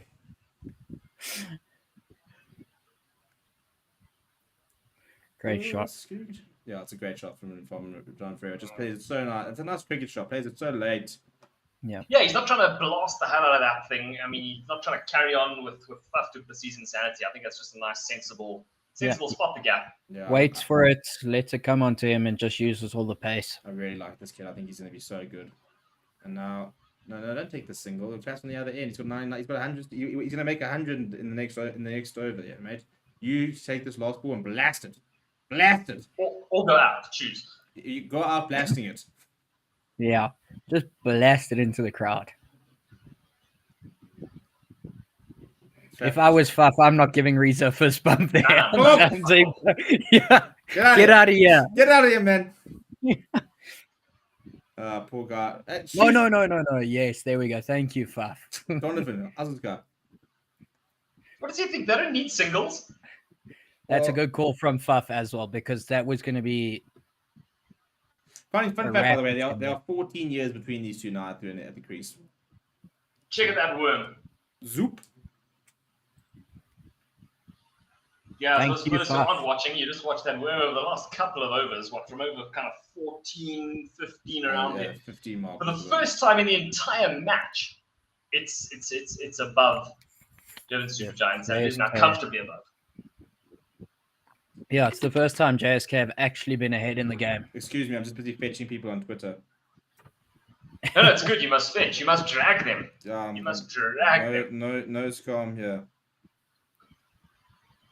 As we see, Hardest Viljoen back into the attack. Coming in going to get 100 off the chat to brother-in-law. his swar. That'll be great to see. Come on, 100 off the brother-in-law. That's big dick energy. Surely Hardest has just got to bowl him a nice delivery. Just let him get to 100, and then he can go back. I can almost guarantee this is a short ball. Almost, yeah. It should be a Yorker, but this is going to be a short ball. Look at all the cameras there. Now, does he just run this down for a single, or does he say stuff it? Nah, do it in style. I tend to agree. pull this thing over deep square. Watch him get bowled. If it is a short ball. Shh. Oh, Yeah, look clever. what he means to 100 Lovely stuff. Lovely stuff. Boundary. Does it get there? Yep, it does. Come on. Faf du Plessis, take a bow, you phenomenal athlete. You 38 years old. Not good enough for CSA, good enough for JSK. He throws his stuff down in disgust. Smiles on it and says, thank you very much. The first ever 100 of the I'll SA20. tell you, keep an eye on this man. Keep an eye on this man. He's one to watch. I mean, 103 or 54 balls. And they say he's too old and all of that. But his leadership, you can see the passion and what it still means to him to perform at this level. And to your point, Steve, they're saying it's going to be a step back, adding him back into it. He's just scored the first 100. If you look at the talent that's in this league, yet who's the first one to score 100? Well, that's the thing. Everybody that would be keeping him out of the side is playing in this league.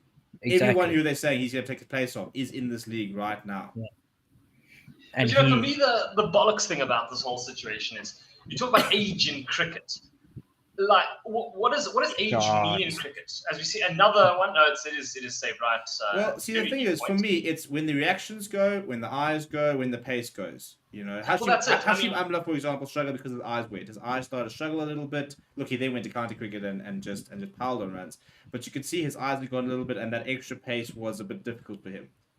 Okay, fine. But you can see Faf du Plessis clearly with the bat. Obviously, with the bat now, he's not struggling. No.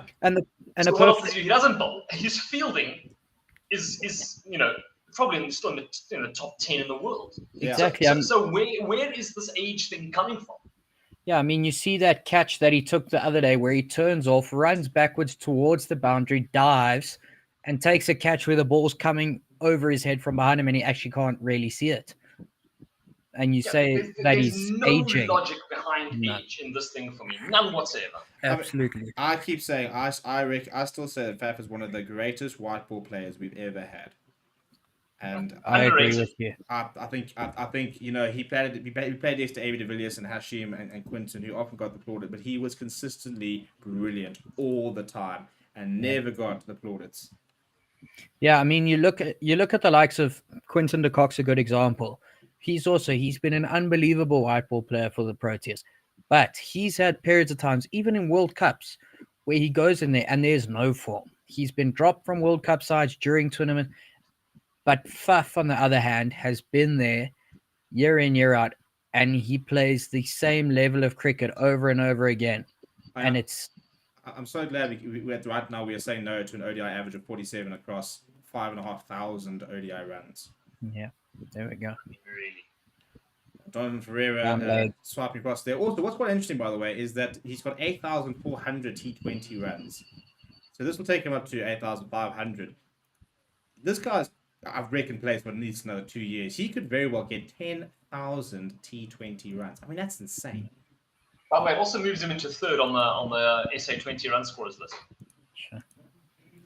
Who's he below? Klaasen. Okay, no, so it'll move him into fourth. He's behind Klaasen, who will move up to first, Josh Butler, and Will Jacks. Yeah. So one step ahead of him. Yeah. Donovan. And you look at that and they say, okay, he's old. We're not putting him in the side. Where's Tristan Stubbs on that list? Where's Dewald Brevis? Where's Donovan Ferreira? He's ahead of all of those supposed youngsters that Rickleton that he's keeping out of the side. Well, I'm sorry. Right now, Visa Hendricks is part of the ODI side, and you sit there watching those two today, and you'll be going, I know who I'm picking. Yeah, I want Faf all day, every day. Well, I mean, after this, I can tell you Faf's going to move to nearly 100 runs above Dewald Brevis, who scored 181. Faf is already going into this match 4 runs ahead of Tristan Stubbs. So that puts him 200 and mumble runs ahead. No, I mean, 100 and something runs ahead, yeah. At the end of the day, there's no excuse for it. If Rob Walters has half a brain, and I'm pretty sure he's got more than that, he'd be on the phone to Faf saying, "Let's sort this out. Let's see how we can take you to the World Cup."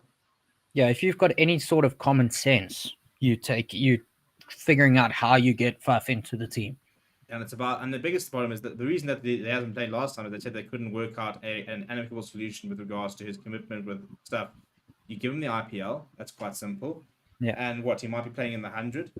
But I would sit there saying, right, well, pick your series. Which series, how many, let's agree on the amount of matches and stuff you need to play. Which ones can you play? Which ones can you give us? Yeah. You got Mulder coming in, by the way. Yeah, I mean, no, the guy hasn't bowled basically the entire tournament. And then he says, right, with, what's it, 10 to 10, with 10 to defend, and a man that's just called the first 100 of the tournament, go for my young son. Well, I mean, it can't get worse for DSG at the moment. Well, the game's going to end either way.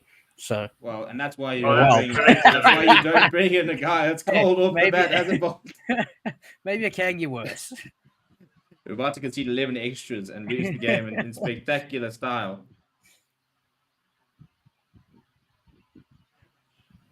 Deary me. I mean, I'm just looking at the scorecard chat, and you've got Reza 45 or 46, 4 4s, 2 6s. Faf 106 or 56. He's faced 10 more balls than Reza, and he's still at the crease. And he scored 51 more runs. 8 4s, 7 6s. Yeah, I mean, it's just been childish. I mean, he's got 15 boundaries. Reza had 6. Well, and they're batting. Well, that was interesting. Interesting drop there. And they're batting on the same pitch. I mean, to the same bowlers. Yep. I tell you, Jonathan Ferreira has been so disappointing with a strike rate of 66.66. Really terrible. Bloody Donovan Hendricks, dude. Following in Reza's steps. It's a disease and it's wearing off in people. If I was them, I would isolate Reza and put him in quarantine. In Bloemfontein. Yeah, just stay there, mate. After that ODI series, you know when you're at Kimberley, just stay there. Just don't come back. You know that Kimberley hole? Yeah, why don't you just take a day out and go explore that and just get stuck? But he goes down the mine, the guy's sitting there slipping at 50. No. The ironic thing is you probably find Reza Hendricks starts on Friday and hopefully gets absolutely hammered England. Yeah. So Donovan Ferreira now trying to pull out all the shots, and Vian Mulder is desperately trying to find a wicket there. Why? Just pan him through for a single. I mean, stuff there, stand, deliver, just stand and smack him over bloody cover or point to something. Just stand there and hit it, man. Just smack him back over his head. Scoopy scoop, yeah. Yeah, I mean, just go West India, just go Andre Russell, no technique, all power, and just smash it, yeah. Close your eyes and swing. Yeah, just pull out every single West Indian. I mean, Andre Russell has still yet to play a cricket shot in a T20 game, and the man's one of the best T20s of all time. Yeah. Chris Gaylor, just stand back and slap. Put your glasses on. There we go. What a disastrous innings that is. Send in Sims Makanya. Send him my boy. Send him my boy. Honestly, send in anyone right now. Okay, well, just get Faf back on strike. Send nobody out and let Faf bat by himself. He'll win the game. I mean, we need 9 runs. Imagine they just don't get a run and then Faf's got to try and get 9 or 6. I mean, this oak must be sitting there like Oaks. You just not. Yeah, he's like, I've been doing this for the last 18 overs. Can somebody just help me here? Just do something. Just a little bit, yeah. Like, I'm not asking for much. No. Just get 2, maybe 4, and that's all you need to do. Yeah, that's not great by Ferreira. I mean, he came out with license to go for it, and silly cricket. Yeah, I know. I'd love to remind these guys that you can play a cricket shot. Yeah, it doesn't have to be all flickered over the top of your head. Just play a cover drive for 4. But also, there's no need. You need 9 off 9. Yeah, in fact, when Ferreira went out, he needed 9 off 10. Yeah, cut one out, take a single. Yeah, I mean, it's not rocket science. Deploy there with a tasty average of 78. Is that this tournament, eh? That's this tournament, yes. Yeah, he's been so good for JSK.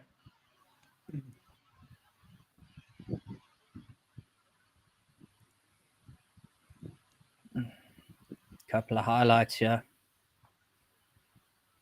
Do you think there are highlights of Reza's innings, or do they just like delete? No, I think they delete that one. Yeah, like, yeah, I know.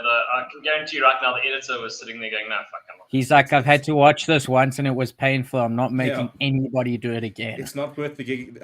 We know it. Storage is expensive. We don't need to keep that. Yeah, it's not worth the render time. Literally. Not that it would be very hard to render. You only had about 3 boundaries. To be fair, yeah. This has been an incredible knock from Faf.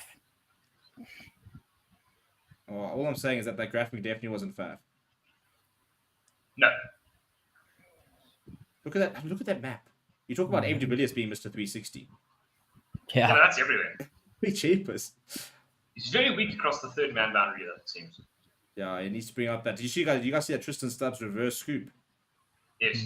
Oh yeah. my goodness! When he steps across and he goes, "Thank you, cheers." Shots like that are mental. Anyway, Van Mulder going to Lewis deploy. He's in a very good nick and he just punches it out.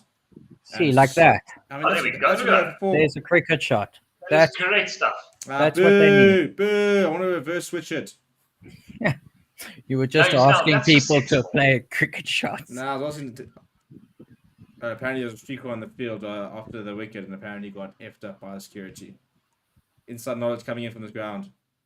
I wish we could see that. I want to see us get spear tackled by security guards. They will never show it. Nah, never.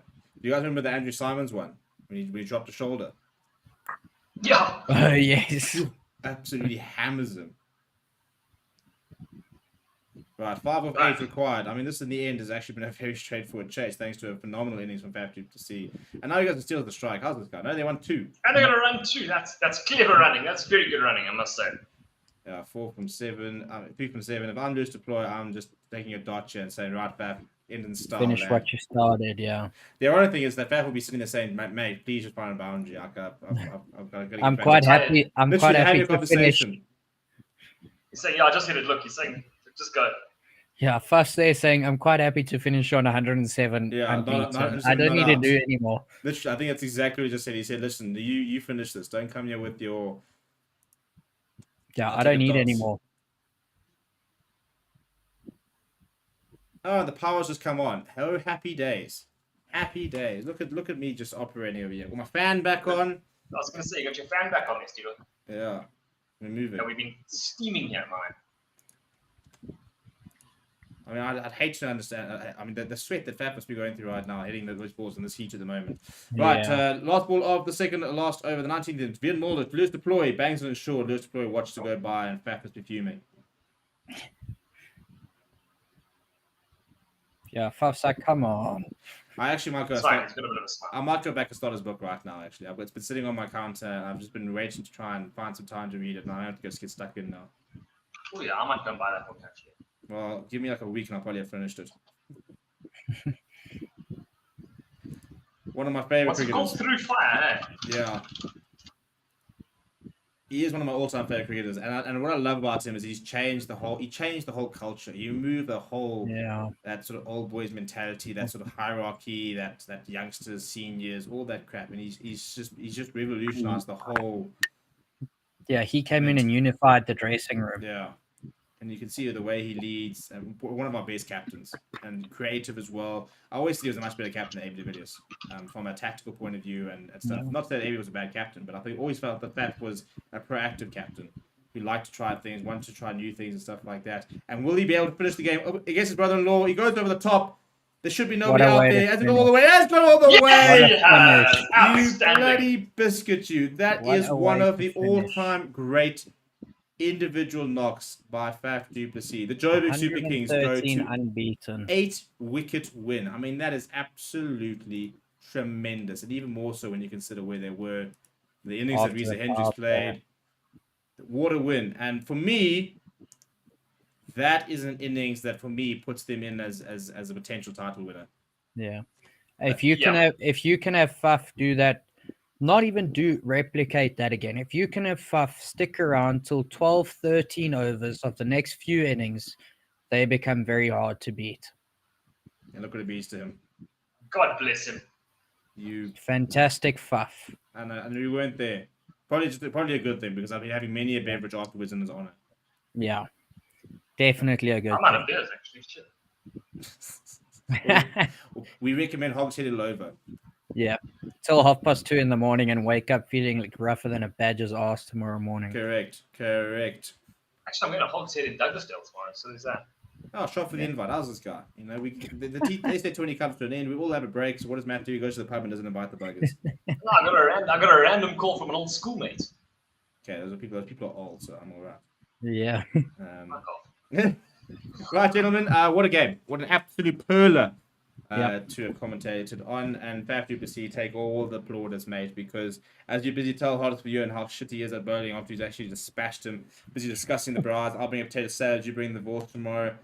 He's bringing the brandy. Surely it's Hardest bringing on the brandy. He's walking off by himself. Durban Super Giants paying tribute to him as they should. Chaps, any final thoughts on what has been a terrific encounter? That was a good game. Very interesting. It wasn't one-sided. No, There were times where JSK looked down and out, and then Faf put on an absolute masterclass. And I think that's going to be the biggest talking point, is what Faf did. yeah, 100%. Yeah, absolutely. Cracking game of cricket, I think. I think a fantastic advertisement, not just for Faf du Plessis, but for the Wanderers and for SA20, which has really been, and this has kind of been a symbol of it. Some fantastic, outstanding, closely knit cricket, and a wonderful, wonderful match to commentate on, wonderful match to watch, I imagine, if you are there or if you were there by the time you watch this. So yes, now we head into the break. It's going to be interesting to see what happens when we return after the Proteas series against England. But for now, I think if you're Graham Smith, you're very happy. Yeah, brilliant start to the SA20. It's been a really cool covering it as well. We're going to be coming back with a vengeance next week. So lots of coverage coming your way. I'm really hoping they're going to get Faf in front of a mic, and hopefully have a press conference up tomorrow morning. But until then, we'll see you guys all soon. Enjoy the ODI series, and we'll see you guys next week with the SA